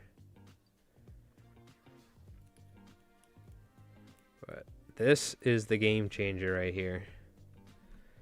And you got to realize this is the angle the fish is going to see it from 90% of the time, right? So, yeah, you got to get some of this stuff, Zeke. If you don't have this stuff, dude, tell Henry to send you some. Now, you can pick it. This was like, I think, it was literally like $3 or something. Or like $4. I was like, man, that's so cheap. But when you look, this package is like nothing. But you really don't need a lot of it either for this application. So, there's that as well. You don't need a lot, but you 100% need this. You gotta get some. I'm surprised Henry hasn't harassed you into using it in every fly. Because if you look at a lot of his flies, particularly after a certain point in his tying, every single fly has it, so. And its design, other than like his bonefish flies and stuff. So I'm just gonna make this short enough to where we don't even need to trim it. Or very little, so I can avoid trimming the fluoro fiber. I like having the fluoro fiber just tucked in underneath the slinky fiber. Actually wrap this a little forward, and then we can do our top color, which we can go with for a shad. Probably a little olive on top.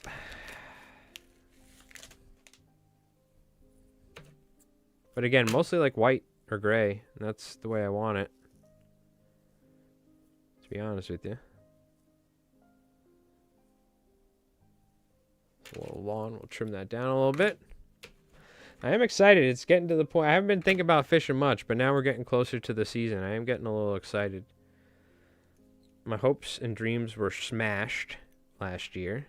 I did have some good striper fishing, but man, this fishing mostly sucked. And I didn't catch a single fish in the surf. It was the first year I've never caught a fish in the surf. Actively fishing the surf. And I went every day for like a month and a half. That was the biggest, I was going to make a video on surf fishing, but I need footage. I need like some B-roll footage of surf fishing. So I got some cool footage of like the beach and stuff, but I need like footage of fish, me catching fish. So, damn, dude, I went like every day too this year. But last year I actually did pretty good. I caught some fish at least. Not that I ever do crazy in the surf, but I usually catch some fish, you know. They're usually decent sized. Not like, you know, tiny schoolies or something, so. But this year sucked, or last year, so it could only get better because I literally didn't catch a single fish in the surf. So, I mean, it can't get worse. I caught I caught shad, so hickory shad. That was it. What tie do you use with synthetics for a mullet shape? So, for instance, if I was tying, let's say with slinky fiber like this, I'd be using something like a V-tie and doing a kinky muddler style, but making certain that I have more material or a little more material and covering both top and bottom. Here we're tying it sparsely, building up this. We're using the slinky fiber blend to build this baitfish shape. But with the slinky fiber on a kinky muddler, we'd be V-tying to build the 3D profile to trim. The other option is in the Mullet Marauder video that we just did, is using the Senio's laser dub and tying it 60-40, where 60% is in the rear, tie it in the middle like this, where 40% is off the front, and then fold it back. And you have the, you're building up this round cone shape by tying it that way and making sure you have material 360 degrees. Main thing with a mullet, it's a round shape. It's not a flat shape like a bunker. Like a bunker's like this. A mullet's like that, you know? So you need to, the main thing is that the colors don't matter, this and that. The profile is what matters when you're imitating those bait fish the most. Same thing with the bunker, right? So. Oh, you found some the other day in a box? Okay, good. It's got to be the hot pink, though. Only the hot pink. Only the hot pink. All right.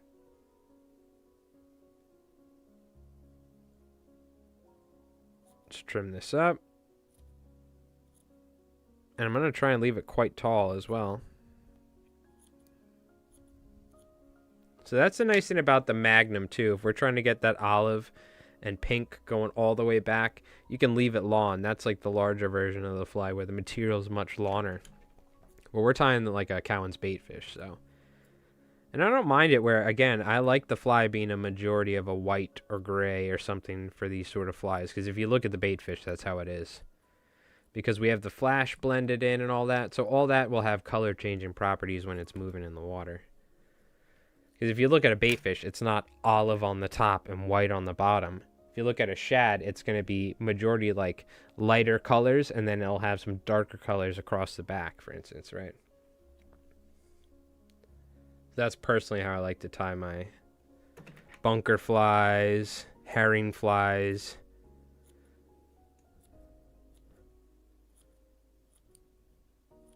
And I'll tell you, if I only had one color to fish for striped bass, it would just be all white. Like, what's the number one bucktail that people use for striped bass here on the East Coast? It's an all-white bucktail.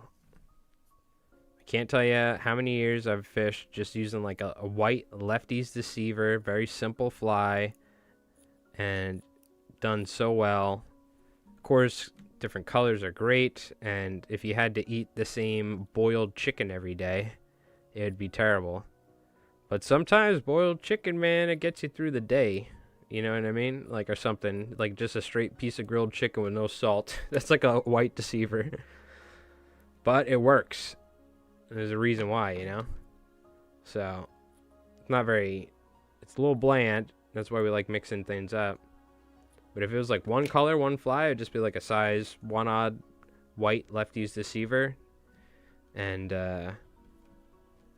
you'd be good to go for like the majority of your fishing.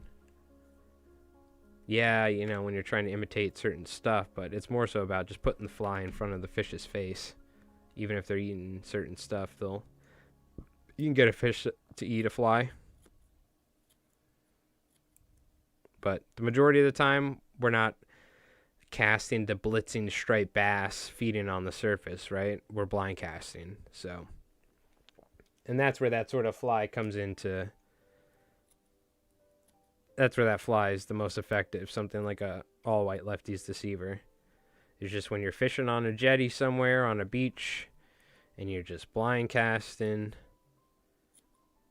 working a shoreline or working a tide line, you know, something, whatever you're doing.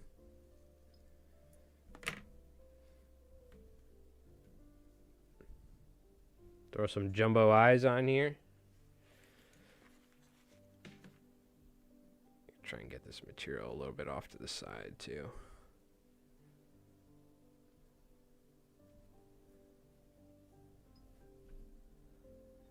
This is also how pretty much how Mark ties his slammers, by the way.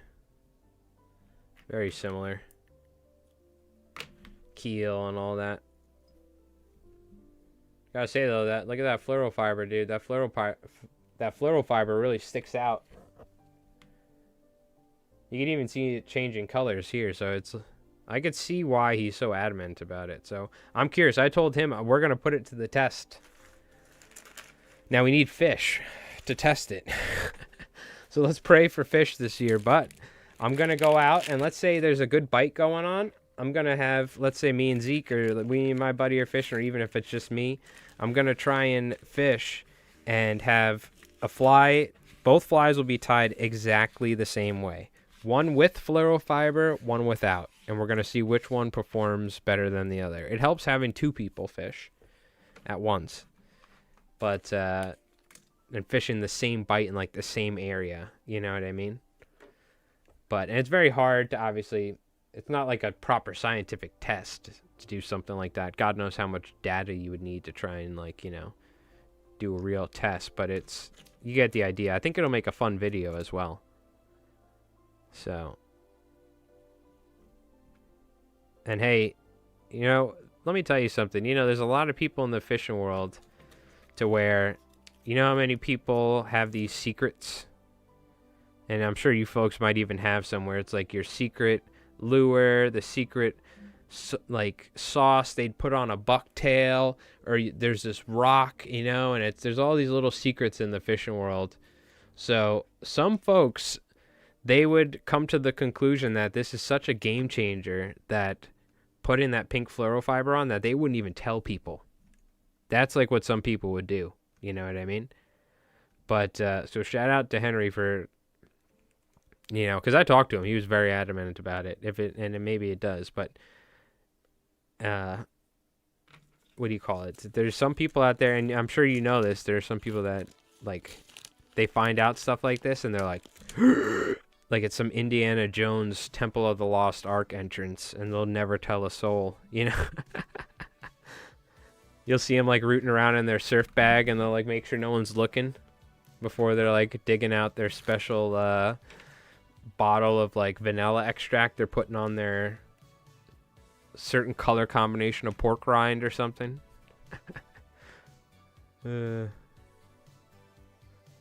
So shout out to all the people that try and teach others when it comes to like and creating flies like Henry and all these folks, because you know, he could have just kept it to himself. You're in? Yep, you're going to help be a test partner, or a fishing partner, and we'll test out how it goes. So this needs to dry, but I'm going to liquid fusion on top of this. But this is pretty much it. Very simple. We'll throw a real quick. There's no glue right here, is there?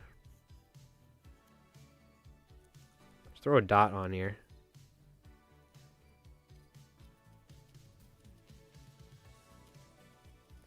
Like so.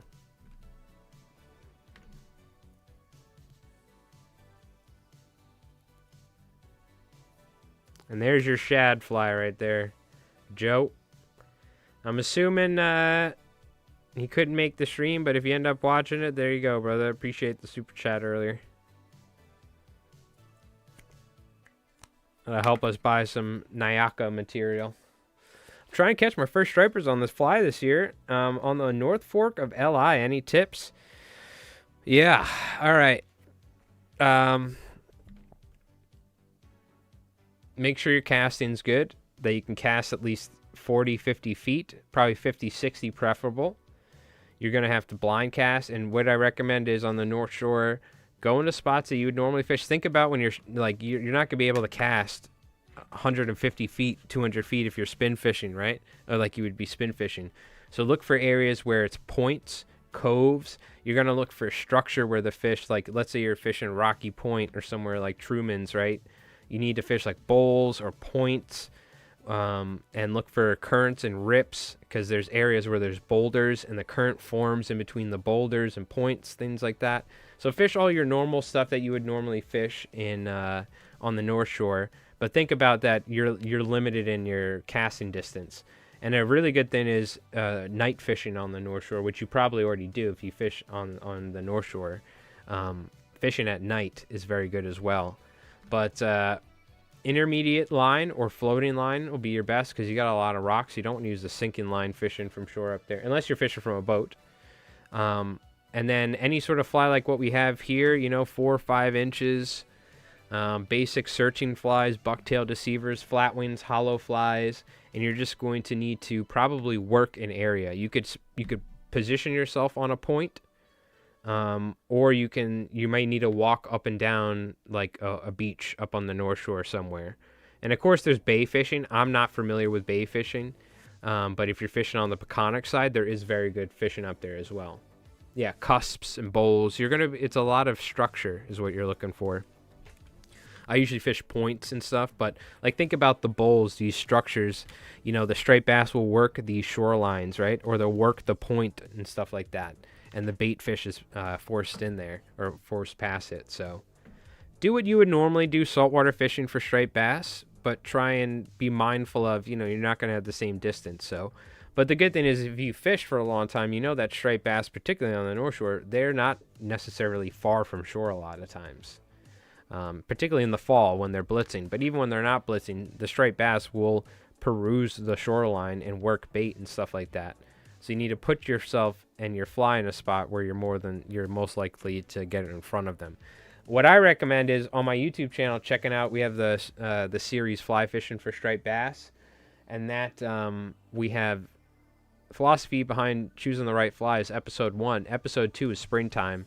That video has some good information on it. Both those videos. I recommend checking out the first one if you're new to fly fishing, because it goes over the understanding striped bass and how they essentially, when it comes to picking flies, it's not about the color and it's with, well, this fly is better than this fly. It's really what's the shape, and the most important thing is where you're putting the fly. If you're not putting the fly where the fish can see it, they're not going to eat it. So check that video out. That one's good. Intermediate line's best. It's just intermediate is a slow sinking line. So if you strip it quickly, it'll stay higher up in the surface. If you pause and wait a while, it'll sink. So it has the versatility of being fished higher in the water column and lower in the water column. And most of the time, striped bass are generally feeding subsurface. They're not feeding up top. So you kind of want your fly 2-3 foot underwater a lot of times is good, you know. So generally intermediate's very good, but McCabe's, okay, there you go. McCabe's is a beach up there, I know. Yep. Yeah, no worries. We have a bunch of different videos here on the channel. I'm trying to think of some other folks.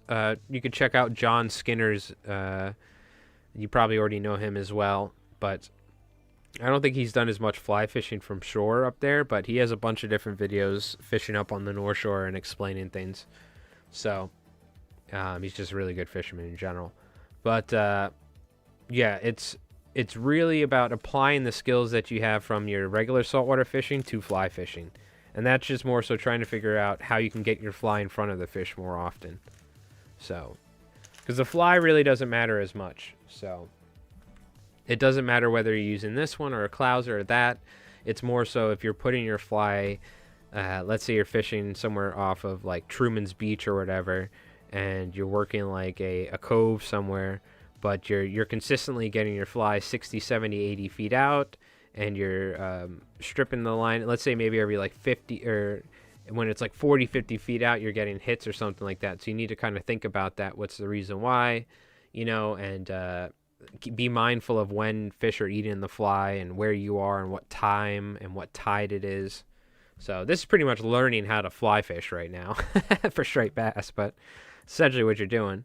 If you can get the book, or if you can get it digitally, I highly recommend checking out Lou Tabery's Inshore Fly Fishing. It's like the holy Bible of striper fishing.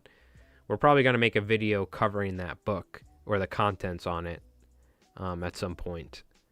But that, in my opinion, is like one of the best books. There's also some good Ed Mitchell books for striper fishing from shore.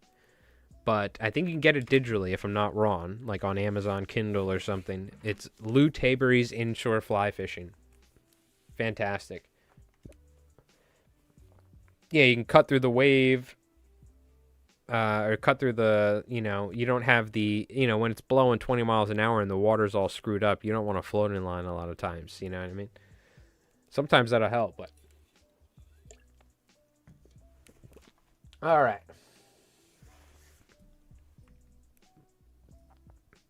Let's see here. Very nice. Let's throw some liquid fusion on the Mullet Marauder.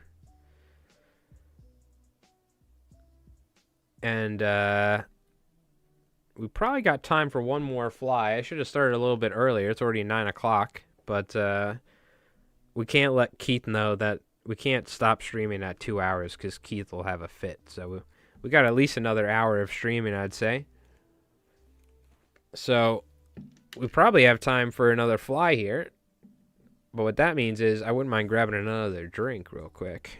So let's throw some liquid fusion on here. We'll let this one dry. We can glue that one up later. But maybe we'll do a bucktail deceiver. Bucktail deceiver sounds kind of fun. That's kind of my go-to fly. If you want to know my number one fly, I'll tie it. My all-time producing spring catching fly that I've ever used There's 2 colors, but that's what we'll tie when I get back. Very simple fly. But every spring I have them, I'll tell you the colors right now. It's either an all pink or it's blue, pink, and white. I get a lot of herring around. Again, I don't think the color matters, but it's more so for me that it looks like a herring that I like it. Yeah, Fly Routing the Coast with by Ed Mitchell is very good. All right. Boom shakalaka.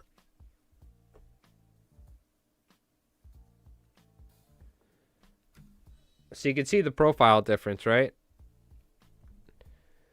If you're going for a shad, something like the Cowan's baitfish is more... Obviously, this is the Mullet Marauder. You could theoretically get this sort of profile if you were like hollow tying underneath this. But you could see if you're going for something like a shad or something like a peanut bunker, this is definitely a little bit more of an appropriate profile. This is more of a cylindrical round profile. So like mullet, it will work for peanut bunker and stuff. But if you look at something like especially once you get to larger size bunker, for instance, the proportion differences in just in how the shape, in terms of how the shape of the bait fish is too, is much different. So this is like a more rounder shape of a mullet. This could be a killie or a mama chug. This could be, you know, different sort of like, not reef fish, but, you know, like sea bass sort of imitations if you just make it black and make it a little bit larger. And this is, again, more of like the larger top-bottom profile of like a bunker shad, right? This is generally what's most important. The most important is where you're putting your fly. If you're putting it in front of where fish are actually at or they're passing. The second thing that's most important, this is in the video, Fly Fishing for Striped Bass, Episode 1. It's the philosophy behind choosing the right fly. And I really put in the philosophy of it because it's not like a rule. It's almost like a belief. Like, yeah, this is the way it works. There's nobody that actually says this is how it is, but this is generally how like people like Kenny Abrams mentioned it. Also NASCAR, I'm sorry I missed it, but hope all is going great. James in California, yep. Hope you're doing well, dude. Appreciate it. I saw you sent me a video too. I gotta check it out. John Sherman has a book from West Coast guy for the West Coast guys. Delta Striper. He's the West Coast guru. Oh, I have to check it out. I haven't. I know like there's Dan Blanton out there. He's a Delta region dude as well. He's been fishing out there forever. But I need to check that out. John Sherman, huh? What's the name of the book? But I hope you're doing well, dude. But yeah, the second most important thing after where you're putting it is the profile. Is it similar to what they're actually eating? Is it is it something realistically sized that they could forage on? Like if they're keyed in on a particular bait, there's a reason why maybe potentially using a large fly may not work well. Now, there is some merit to throwing giant flies when they're eating small fish and just throwing obnoxious flies and things like that. It's not, again, there's no rules, nothing set in stone when it comes to fly fishing for stripers or fly fishing in general. But generally, there are themes that seem to go on year after year or certain things. So anyways, it's part of the fun of fly fishing, I guess. I believe Delta Striper Bible. Okay. Very cool for any West Coast guys. Also probably just some good info. You know what I mean? In general. Good striper book's always a good thing to have. But all right, chat. We got more time. I'll tell you guys my favorite springtime fly when I get back, and in one of the colors that I like. Maybe we even throw a little fluorofiber in there for an experiment. The book Prey has a good chapter on selection. I'm not familiar with it. Interesting. Oh, social media. How's it going? How's it going, bro? Hope you're doing well. But we'll take a quick little break, chat. I'll play my other break video. It's a quick one, so I'm gonna have to run down real quick. But I'll be back in a second, chat, and we'll be tying some more flies here in just a moment. All right.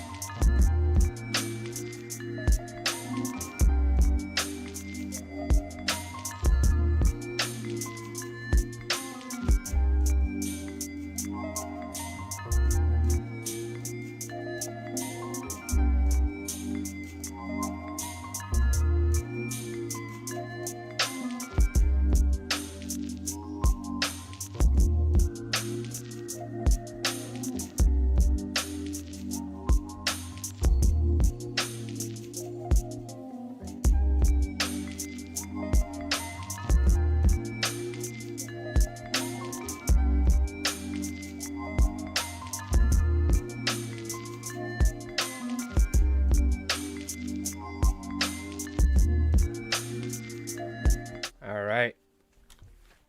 That's a fun video, dude. It makes me... One day we'll have my boat back on the water. Subscribe to the channel if you're new here, alright? One day we'll have my boat back on the water. Watching Canes and Oilers hockey on TV, no sound. Watching TV with sound. Fly time with sound. I'm 80, too old to multitask. Well, I'm glad that I could take priority over. I'm not gonna lie, at first I read that, I thought you, like, Canes and Oilers hookers or something. I was like, what the hell are you talking about? What do you got? What are you watching, Showtime? What sort of hockey they got going on over there? Alright. So my all-time favorite, and we'll use the appropriate colors. Nothing fancy, I will say. It's a very simple fly, but it is Bob Popovich's bucktail deceiver in all pink. It's probably the fly that I've caught the most striped bass on blind casting. I don't think I've caught,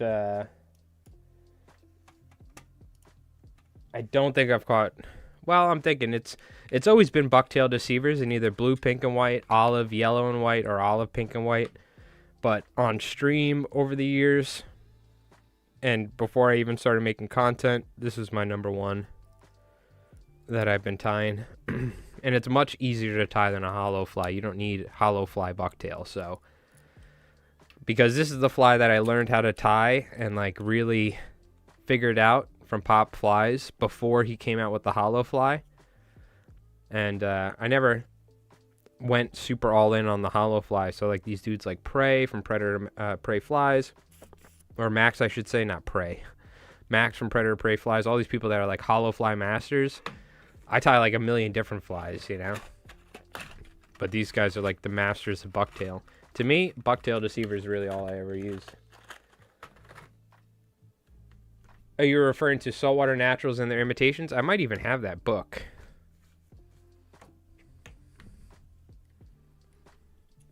Is it by Captain somebody? I think I have that book. I think I won it at a fly fishing club, the Eastern Fly Routers, years ago. I don't know if I have it upstairs. I think it's in the basement, but that would be a good book to actually bring upstairs. It has like all the anchovies, all the silver sides, and it shows flies, right? Crabs, crustaceans. I think I have that exact book. I think I won it at a raffle when I was like 10 or 12. The cool thing is when I would go to the fly club is Hold on. Find some pink hackle to use. Cool thing is, because I was the only kid that was going to this fly fishing club, and everyone was like old New York City firefighters and cops and detectives and all this crap, you know? These guys, these old guys, they would be like, they would like win the raffle, and they're like, when it would get down near the end, it'd be like, oh, here's an old wooden fly rod holder or something, or like, here's a package of this material, or there's like this or that, here's a book, and they'd be like, give it to the kid. So I would get all this. I would end up getting all this stuff from the fly fishing raffles, because we would enter it as well, and we'd win stuff. But all the old guys would be like, yeah, give it to the kid. So I would end up like leaving with like all this stuff, because they would do a raffle every meeting. So those are the good old days. I remember walking out of there with all sorts of cool stuff. Little did they know, they'd be helping out Elaphrodize Mike. I missed that. That was a good club. Met in Riverhead, New York. The Eastern Fly Rodders. That was a long time ago, though.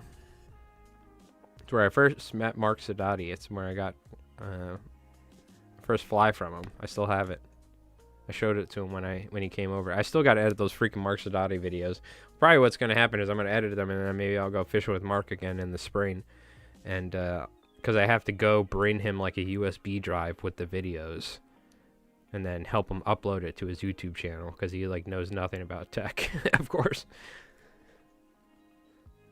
He has a chapter on when and how they feed. Okay, cool.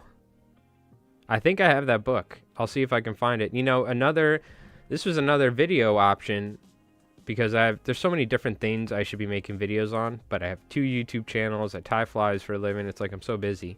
But a thing I would like to do in the future, and maybe we'll even start doing that this year, like we're not only going to have, one thing is we're going to have guests. I would like to have some famous fly tiers on to talk about fly tying. Like we could get David Nelson maybe to do a video call. We're going to get Henry Cowan.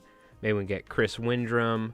Maybe we get someone like Peter Jenkins from Saltwater Edge to talk about conservation. I don't know. I'm sure we could probably end up getting some cool folks on the channel. But one series I would like to do is just like maybe 10-minute overviews or 15-minute overview videos of books that, you know, were my favorite fly fishing books throughout the years, and like discuss the books, the authors, and discuss some of the topics in the chapters. Wouldn't be a very long video probably, but I think that would be a cool thing. The problem is a lot of these books are hard to get nowadays, so I mean, who reads books nowadays, am I right? But yeah, because there's some good ones. Now, something that I could do is, I don't know how I would need to be careful doing this, but I could also just start making videos and kind of like base the videos on some of the chapters in books, and kind of like, I don't want to plagiarize it and copy it, but like I could use those chapters in a Tabery book and use that as a inspiration for the topic of a video, like beach fishing, jetty fishing, this fishing. That's kind of what we're doing somewhat. But that is something as well. It's like, you know, do something like that. I don't know. Anyways, a lot of different options and ideas. Not a lot of time. But what's the difference between the hollow and the regular deceiver in the water? You're going to be able to get a larger profile with less material for the hollow fly. That's really the only difference, is the profile and what sort of profile you can achieve. You're not going to be able to achieve a bunker, like a big bunker profile with a bucktail deceiver. You're going to need a lot of bucktail, and that's not ideal. So it's really like the quality of the bucktail that's going to determine whether you're going to be able to hollow tie it or not. And the only difference between those two is the profile, but that's a big difference in the flies. You know what I mean? So, but I mean, you can fish hollows all the time, but like, you know, I've been fishing with bucktail deceivers for years, and I fish hollows as well. I fish squimpish hollows. I'll intermittently, those are like the 2 flies I fish the most generally, because I don't have good bucktail a lot. So I use the squimpish hollows, and I'll use bucktail deceivers. But so it's mostly size and profile is going to be the difference. Because you can get a much larger profile with less material with the hollow fly. But you don't always need a giant profile fly. You know what I mean? My general searching fly, think of it almost as like a sluggo. Very similar sort of shape and profile to something like... It's going to be slightly larger than a sluggo width-wise, but it's going to be very similar to like a bass assassin sluggo type lure in the water. Just slightly larger profile. You know what I mean? Like, because when this thing tapers down, this fly, you know. My first deceivers had so much bucktail they floated, yeah. When the article first came out in, like, Fly Fishing and Saltwater magazine, because Bob Popovich's didn't come out with his second book to... the hollow fly came out years before his second book. But when that article first came out in one of those magazines about the hollow fly, we went to Turkey for the winter for, like, my uncle's wedding in Turkey. So we flew over there, and I remember I brought bucktail, and I spent the entire like trip, and whenever we were at home, like trying to tie the hollow flies. And when we got back, I fished them, and they literally would not sink. They would just float on the water. Because like imagine trying to tie a hollow fly for the first time and understand how that fly is tied, but just reading a magazine and seeing a couple photos. It was tough. So, but and understanding the bucktail quality and this and that, and just having certain bucktail. But years later, you know, I've gotten better at hollow ties. I'm not a professional hollow tie fly tyer, but yeah.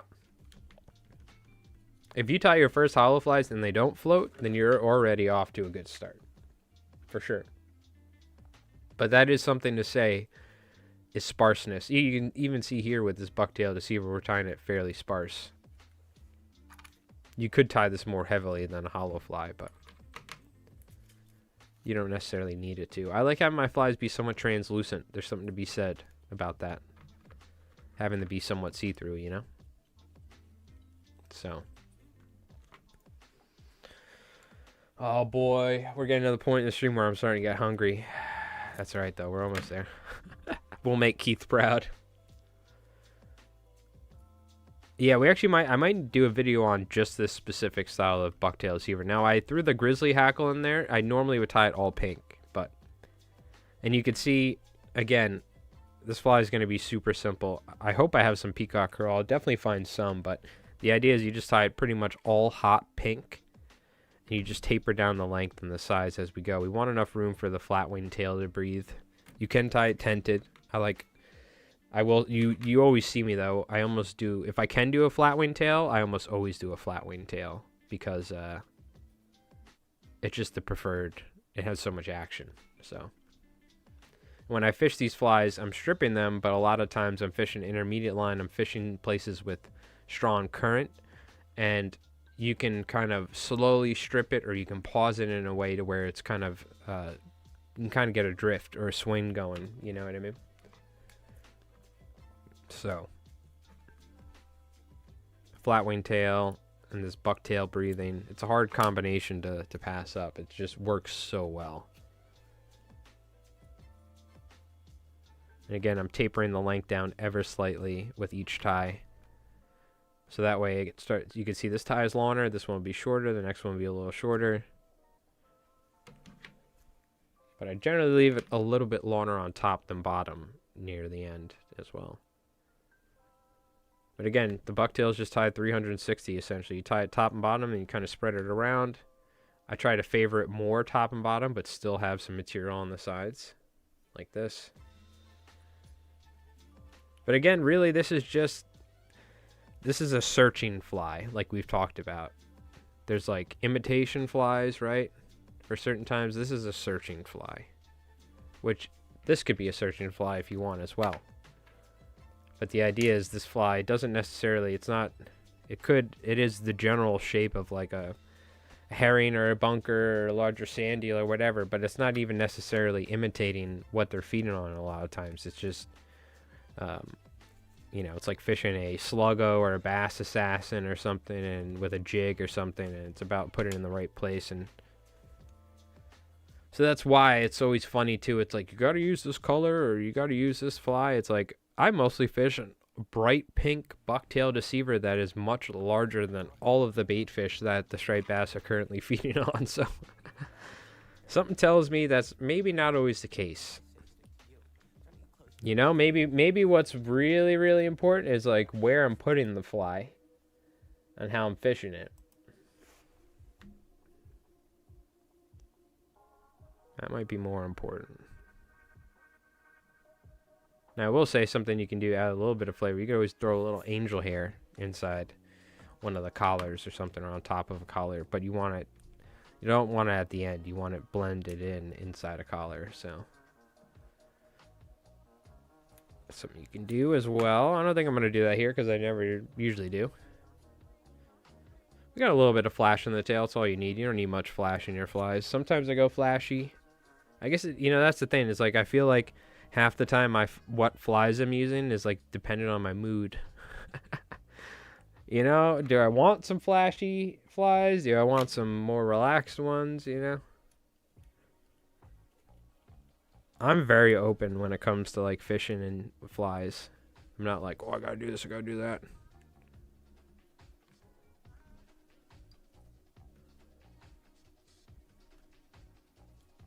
I'm vibe based when it comes to which flies I'm using, you know what I mean?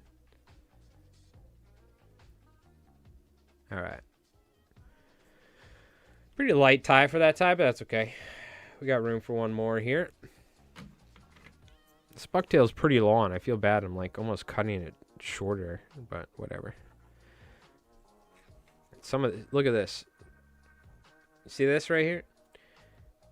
Normally you would try and avoid this with the what I like to call the dirty bucktail, with some of that like kind of darker hair in the back. I say use it. Who cares? In fact, if we get a little bit of that darker material mixed in, it might have a nice color effect going on. We end up like throwing away a bucktail just because I always try and use as much of the hair as possible, especially with how expensive these things are nowadays. Yo, what's going on, Frankenstein Ape? I exclusively fish bucktail deceivers for pike muskie up north here. Such a good fly. I often put a bunch of flash in the tail. Oh yeah, and Popfix talks about that. It is a very good fly. I think a lot of modern day saltwater flies are essentially bucktail deceiver collars with other techniques, like my Mullet Marauder fly that we just put out yesterday. Which, by the way, I'll make sure to post the link at the end of the stream, but if you folks haven't, go give that a watch and use your hype points if you haven't on YouTube, which are free.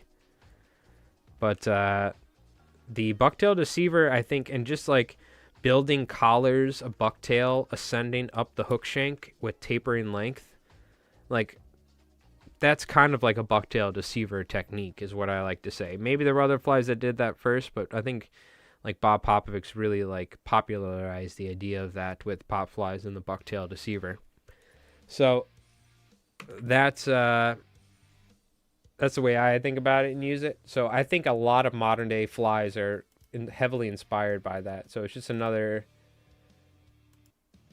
what do you call it? Another sign of Popovic's effect on modern day fly tying. We'll have to make a video on that, on how some of his flies, how modern day flies are like so heavily influenced by Bob Popovic's fly tying. But that's something that like we'll cover something in the future. We're gonna cover fly tires. Like I think, like I've mentioned, Bill Catherwood is somebody I definitely want to talk about. He's the sort of dude that like inspired Bob Popovic's. You know what I mean?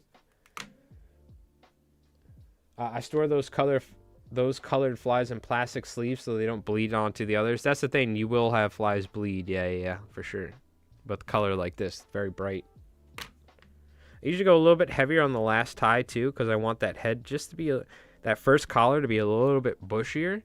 Because what happens is when the water hits the fly, it's going to hit the head of the fly here. It's going to flow over this sort of hump here and then flow back around, like this vortices of water happens as it flows around.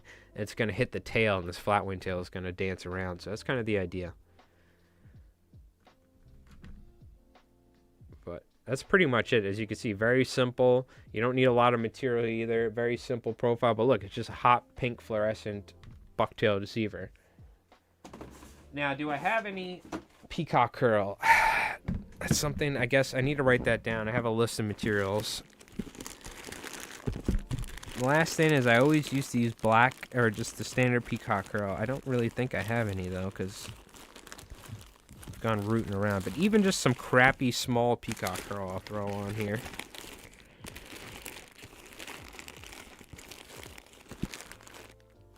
Damn it. We've looked. That's the issue. That's why I don't think I have any here. If it would, maybe somewhere in another box. But that's how you finish it off. And I don't use, I mean, nowadays people use tab eyes. Like, I was fishing this long before the tab eyes got popular, so I don't do the tab eyes or nothing. I don't do any eyes.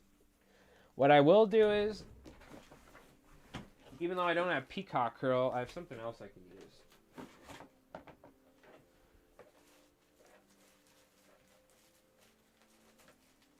Oh, I do have some of this, I guess. It's super, super duper long. But this is, we can cut this stuff and use it. We got to put some peacock curl on it.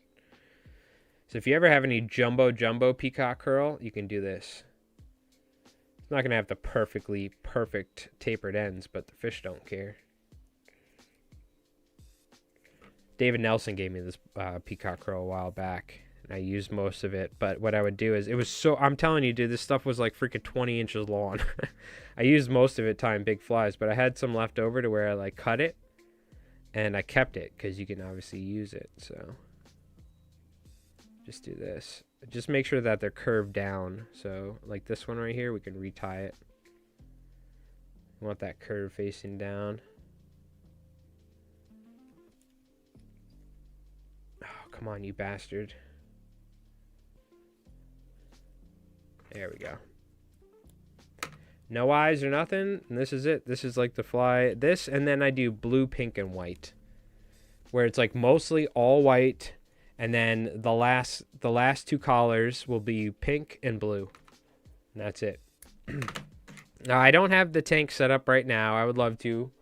But we are getting towards the end of the stream here. Now, I do have videos showcasing the bucktail deceiver for sure. I do have videos showcasing the bucktail deceiver. In fact, let's pull up a video. We'll show you what it looks like.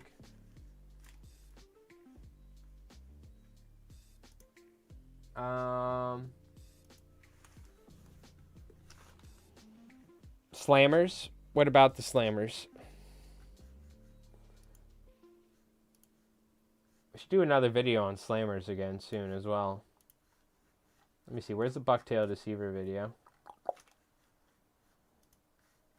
Yeah, to set up the tank, I would have to go fill it up. It would take like 5-10 minutes. I clean it. I got to fill it up. I got to set it up. Unfortunately. Aha, here it is. Give me 1 sec.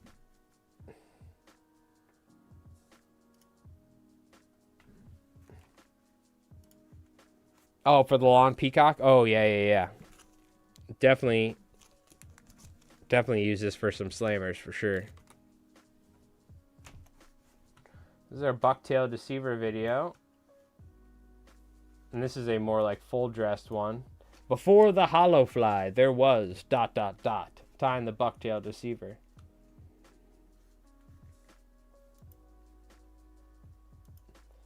Oh, this is the one that this is the other one that I fished. So if you guys want to see how I tie the blue, pink, and white one, this is how I tie that one. With some optional ostrich curl as well. You can see this one's a little bit more full dressed, like we say. A little bit more material and stuff. Another 4-rod Gamakatsu though. The one I tied was slightly sparser. But you can tie them either like a little bit fuller like this one. Peacock curl, you gotta put that peacock curl on there. And I did tab eyes for this because, you know, people love eyes, but do you need the eyes? Nope. But this is what it looks like in the tank.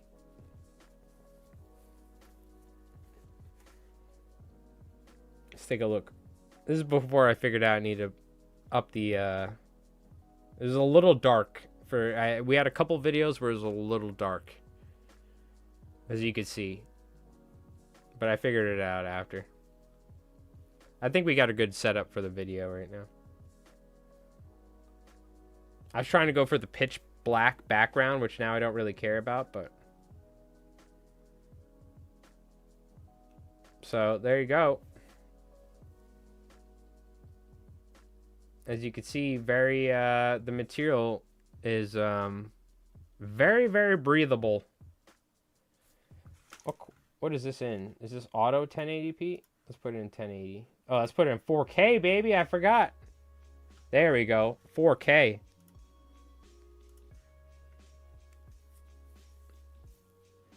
Buddy used to be tying in a cave. But yeah, so look at the bucktail and how it breathes. Look at the flat-winged tail, right? That's what I'm talking about. But just look at how the bucktail just moves and breathes in the water. Now the one we tied is slightly slimmer. So it's just, imagine it like this, but just slightly slimmer profile is all. And like this is if like you're trying to imitate more of like a think of those like Shad soft plastics with the fatter thing. Yeah, but here's the thing, Jim, in the swim tank like this with a 3-inch leader, it might spin around, or it might sit a little sideways. When you fish this fly, it's swimming perfectly fine with a proper leader. That's the thing. Not every fly swims equally in this swim tank, especially this thing. At this point, it's like I almost need to get a new one. The pump's all screwed up. This thing never sits right. This tube, I have to stick a thing in there so the tube's crooked or whatever. But this is exactly how I tie them and how I fish them. When we fish it down at the water, it's swimming like perfectly fine. So you could add a lead keel, but I don't want to because it would change the way that it swims. You know what I mean? But that's something that I got to show. I got to show how these flies swim in this tank. And then I got to show you what it's like when we're actually down at the water. I don't know why it is. It's just the way it is. Some flies swim better in the tank than others. Maybe they're keeled better. But when you have a proper leader set up with like a 8-foot leader, you know what I mean? The fly's going to turn over or not. So, but yeah. What do you call it?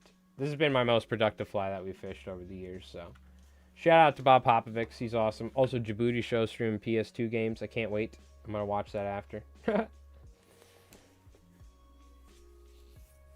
Yeah, it's very hard. I don't know, dude. This swim tank, it's tough, man. I've been having a hard time getting any flies to swim straight in it. Even flies that are extremely sparse, so.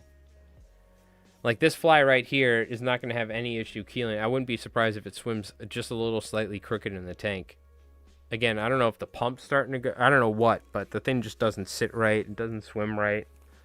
But gives you a look at what it looks like in the water. It's easier than going down to the water. But that's something that I should do, though. I should specifically take... Does a hollow swim the same? Yeah. Just slightly different profile. I mean, it's just bucktail, right? It's still bucktail. It's spring-loaded bucktail, so it's folded back. So you're going to have a larger profile. It might even have a little bit more potential movement to it. But it's just bucktail moving in the water. It's the same thing. So... Let's see, where's the, we'll take a look at the, hold on. Bucktail hollow. I think we filmed the bucktail hollow, right? I mean, we filmed it in the water. Give me a sec. Bucktail hollow video. Chihuahua! Oh, cute dogs. Oh, so you can see what it looks like here. This is, I mean, virtually the same thing, right?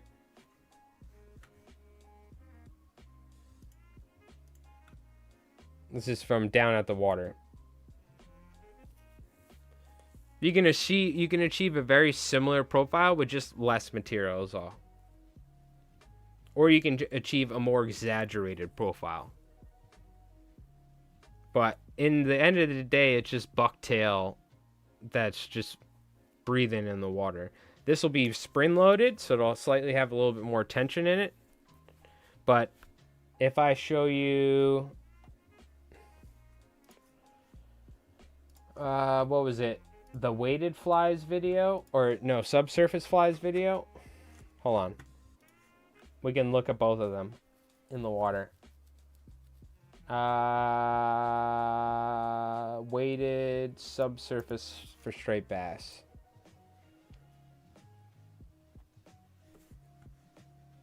Bucktail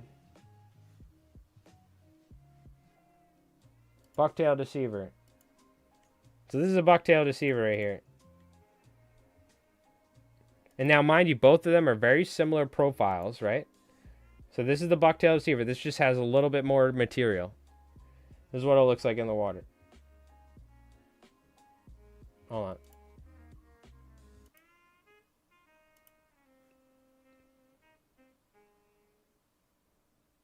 So we're swimming, the bucktail is moving, it's breathing, we got a flat wing tail, some flash, looking good. Very simple fly. Right? Now let's go to a hollow fly. Virtually the same length, virtually the same profile we're trying to achieve, just slightly less material, and it's spun loaded.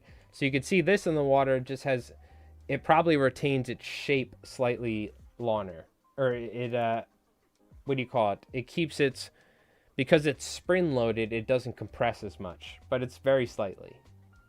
Because out of the water, they both were like very similar flies, right?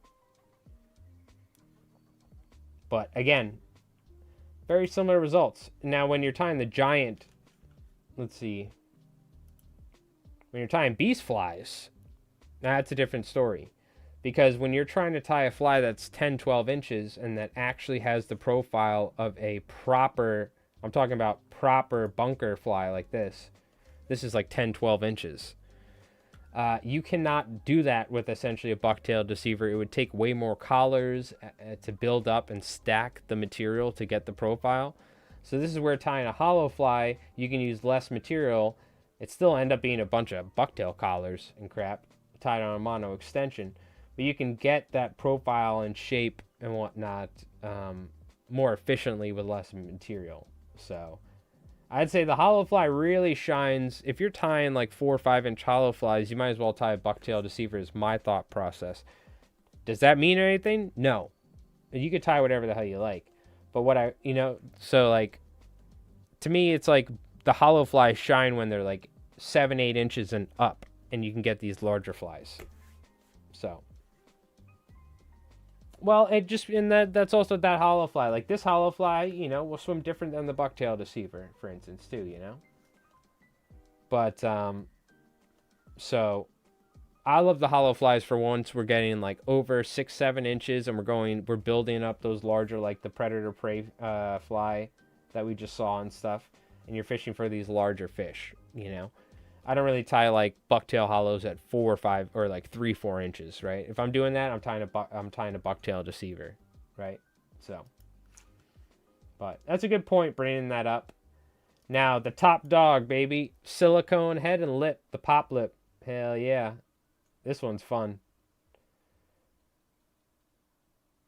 I think we've tied it on stream once, but dude, tying this is like such a mess. Oh my god, such a mess. Speaking of the books, Pop Flies, Stripers and Streamers, Ray Bondurant, fantastic book. This one I highly recommend. I feel like this one probably isn't too expensive, I hope.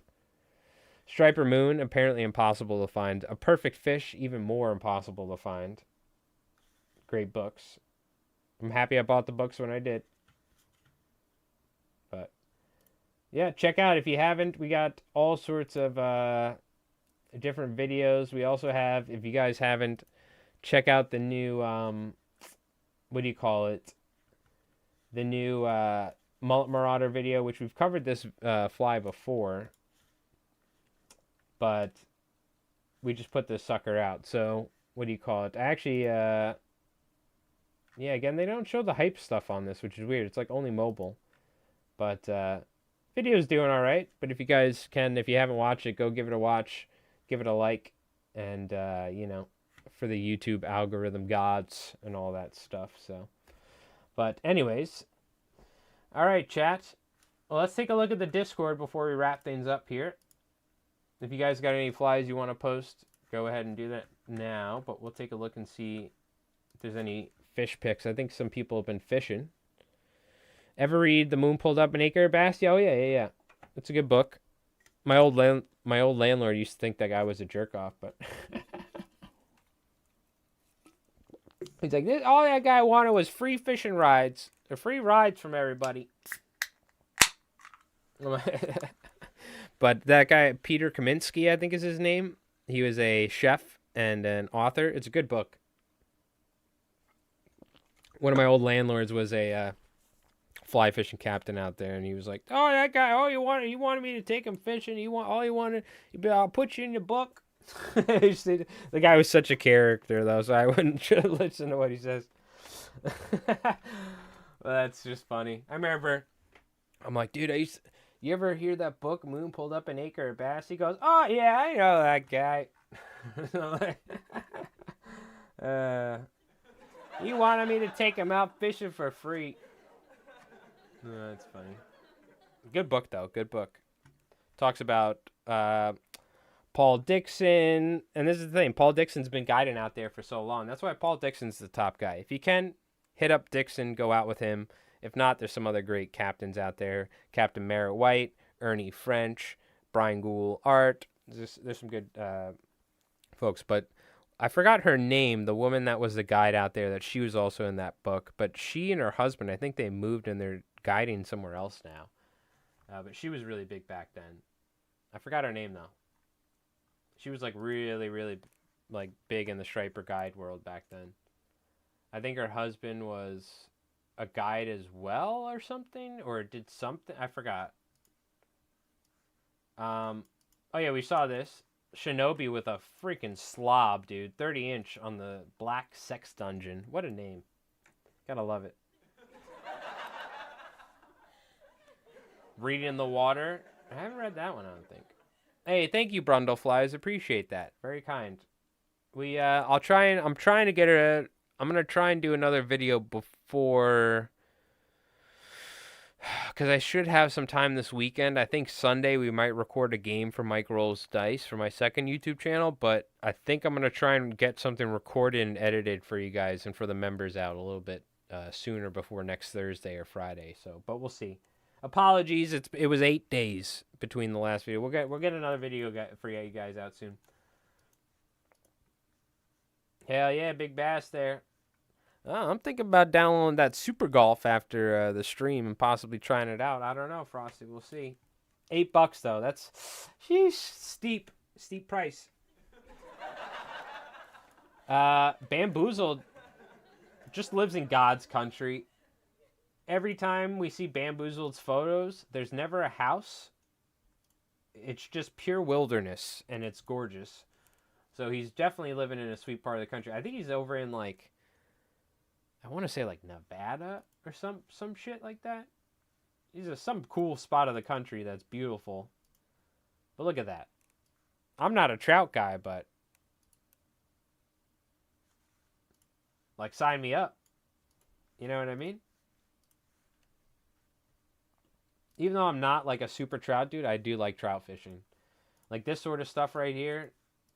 Dude, you give me a couple pre-rolls, some dirty durries, some like a nice cup of tea with like, you know, in a thermos. I'll be out there fishing all day, dude. Is that poison ivy though?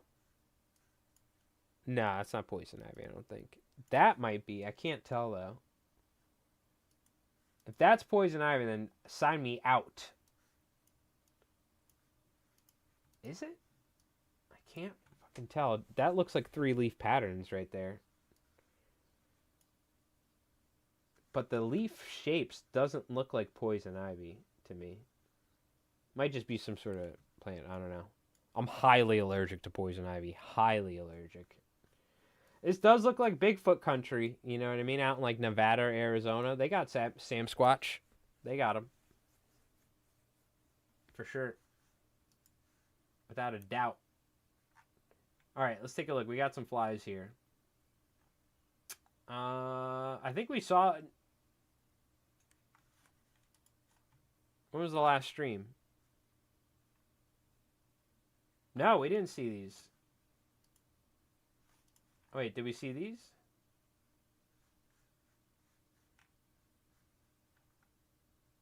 I think these were posted after we ended the stream. So let's take a look. We got some blue water buzzers.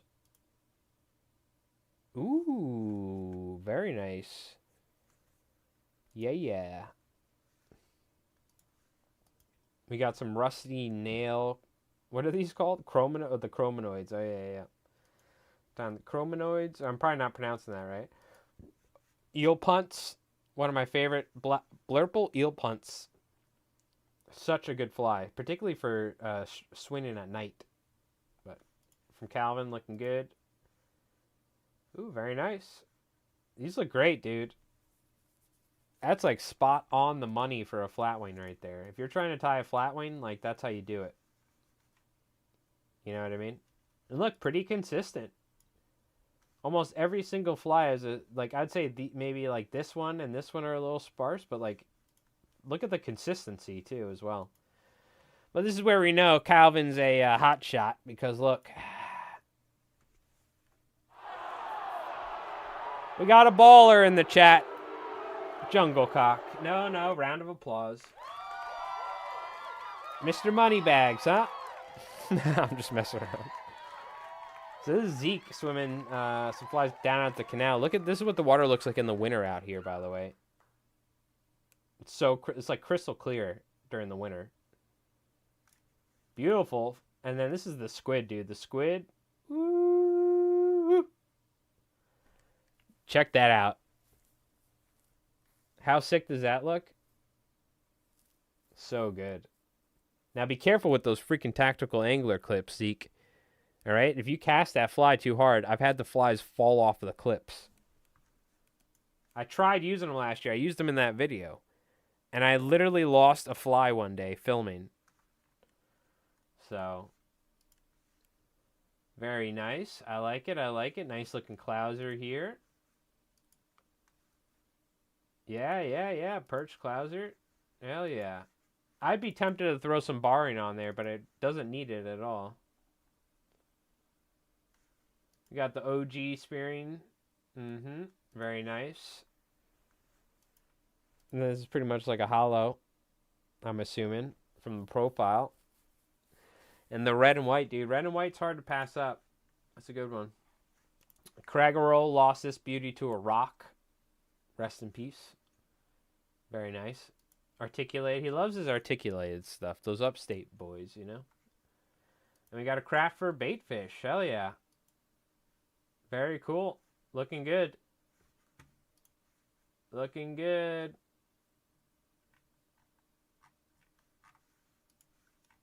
Did we miss anything? Oh, here we go. We got Charlie P with some scrimps. Oh, these look sick. Oh, these look really nice. Yeah. Quite long, but, you know. These almost look like a salmon fly, almost, right? You'd swing it for a salmon or something. That looks nice, though. Good job. Good job. If you guys haven't seen, too, we stream on the weekends now. We stream miniature-related stuff, so... for Mike Rolls Dice. So we're going to be streaming this weekend some hobby-related stuff. All right. Which I'll actually show you real quick. Before we wrap up the stream here, chat, I appreciate everyone hanging out. Look at that, 2 hours and 57 minutes. Somebody call Keith. Hit that motherfucker up. Before I let you guys go, because I try not to get show you guys my miniature crap too much, because everyone turns off. So we're about to end the stream anyway, so who cares? What do you call it? Check this out. I did an army recently, and I think I showed you guys. I'll show you both. Why not? Whatever. I have to get up for the other one. But anyway, this is for game Turnip 28, and I did some custom stuff for the helmets. But all these guys... The idea is all this stuff on their helmets is carrots. And in this game, everybody worships root vegetables. So obviously, as you do when a giant root vegetable appears in your world, and this is during the Napoleonic era, so it's all Napoleonic guys. So it's based off of like, these are French troops from like the Napoleonic era. So like, you know, they could be in like the Battle of Waterloo or whatever. So there's miniature wargaming, like historical, but this takes that and like takes it into a different world where like a root vegetable appears and everyone worships it. That's the idea. Don't ask me why, but look, it's the carrot kingdom. So these are 3D printed models, and then these are guys I like did some green stuff sculpting and all that. I guess I will show you the other army before we wrap it up here, chat. I hope you have an awesome weekend. Thank you so much for hanging out. I just wanted to show you my little nerd hobby stuff. This is what we do on the weekends if you want to check this out. We do painting, we do miniature related stuff. But if you folks are fly tying or fishing this weekend, have a great weekend and everything, and we'll be streaming next Friday. Appreciate you folks hanging out. This is the other army. Now, these are all hand sculpted. I took wire and then used a putty and sculpted the putty into these little stick figure shapes, and then I took flocking that they use, or static grass that they use for train building or like train set stuff, you know, some old guy in the basement making trains. I used that and put it as like grass on these dudes, and the idea is that if you look, they have a gun for a head and they're holding a head in their hand, so they can't, the only way they could see is by holding the head, and then they shoot with their actual head. And then these dudes, I found these little mushrooms at the dollar store. They were $1 each. And what do you call it? Mushroom riders. They're all covered in grass. And this is the leader. This is a hand sculpted miniature. This is all tinfoil covered in putty, because the tinfoil I used to build up the profile. This is my leader, who is a normal dude who licked a frog-shaped root vegetable and turned into a frog. So, and you can see he's high as hell. I gave him bloodshot eyes. And he's stepping on a carrot. These guys worship fungus and mushrooms. These guys, they love their carrots, so they're born enemies. Anyways, I just wanted to show you that because I've been having a lot of fun doing this. That's what we do on the other YouTube channel. We film battle reports. So we're getting ready for a new game called Turnip 28. We mostly film a game called Conflict 47, which is the main thing we focus on the channel. But we're trying to get some other games as well. And that game's a lot of fun because you could do a bunch of silly voices and be like, I am Sir Todd the Third of, you know, the Carrot Kingdom, and I've come to vanquish you, sir. You know, stuff like that. But anyways, chat, I hope you folks have an awesome weekend. Thank you so much for hanging out and spending some time with us this weekend. I should make a mold and reproduce. You can do stuff like that. You can take, what do you call it, mold and make stuff. But you know what? This is, it's cool. It's fun. But it's just another excuse to break out some stuff and get better at miniature-related stuff. I'm not half bad at fly tying. So, but I need to get better at painting, and I need to get better at miniature stuff. So... luckily, my channel's not about teaching people how to paint minis. It's about making videos about battle reports. So I'm good there. If I didn't, if I didn't have the skills for fly tying, it would be a little bit harder to get people to watch me fly tie. But luckily, I've been doing this for 20-something years, so a little less time though. Hey, thank you, number 8 edits. Appreciate that. Yeah, the flies, hell yeah, dude. What do you call it? Thank you for stopping, or thank you for watching. Hopefully we'll see you again soon. And we stream Friday nights, and we got a new video coming out every week. Make sure to check out the new Mullet Marauder video. And yeah, until next time, chat. We'll see you next Friday. So thank you so much for hanging out. Have a great weekend. You guys stay safe as usual. And if you're going fishing, good luck with that. But soon we'll be fishing ourselves. So look forward to. We're definitely going to be doing some fishing live streams. When the reception's good and everything. So, but thank you so much, chat. Have a great weekend. I'm gonna clean up here. Maybe go play some super battle golf with Frosty, potentially. I think I might spoil myself. A little $8 on Steam. But thank you, chat. I hope you folks have a great weekend and all that. And we'll see you soon. So we'll see you next week. Yep. Neves, Frosty, number 8, Jim, Calvin, thank you so much, folks. Appreciate it. So you have a great weekend, and we'll see you next week, all right?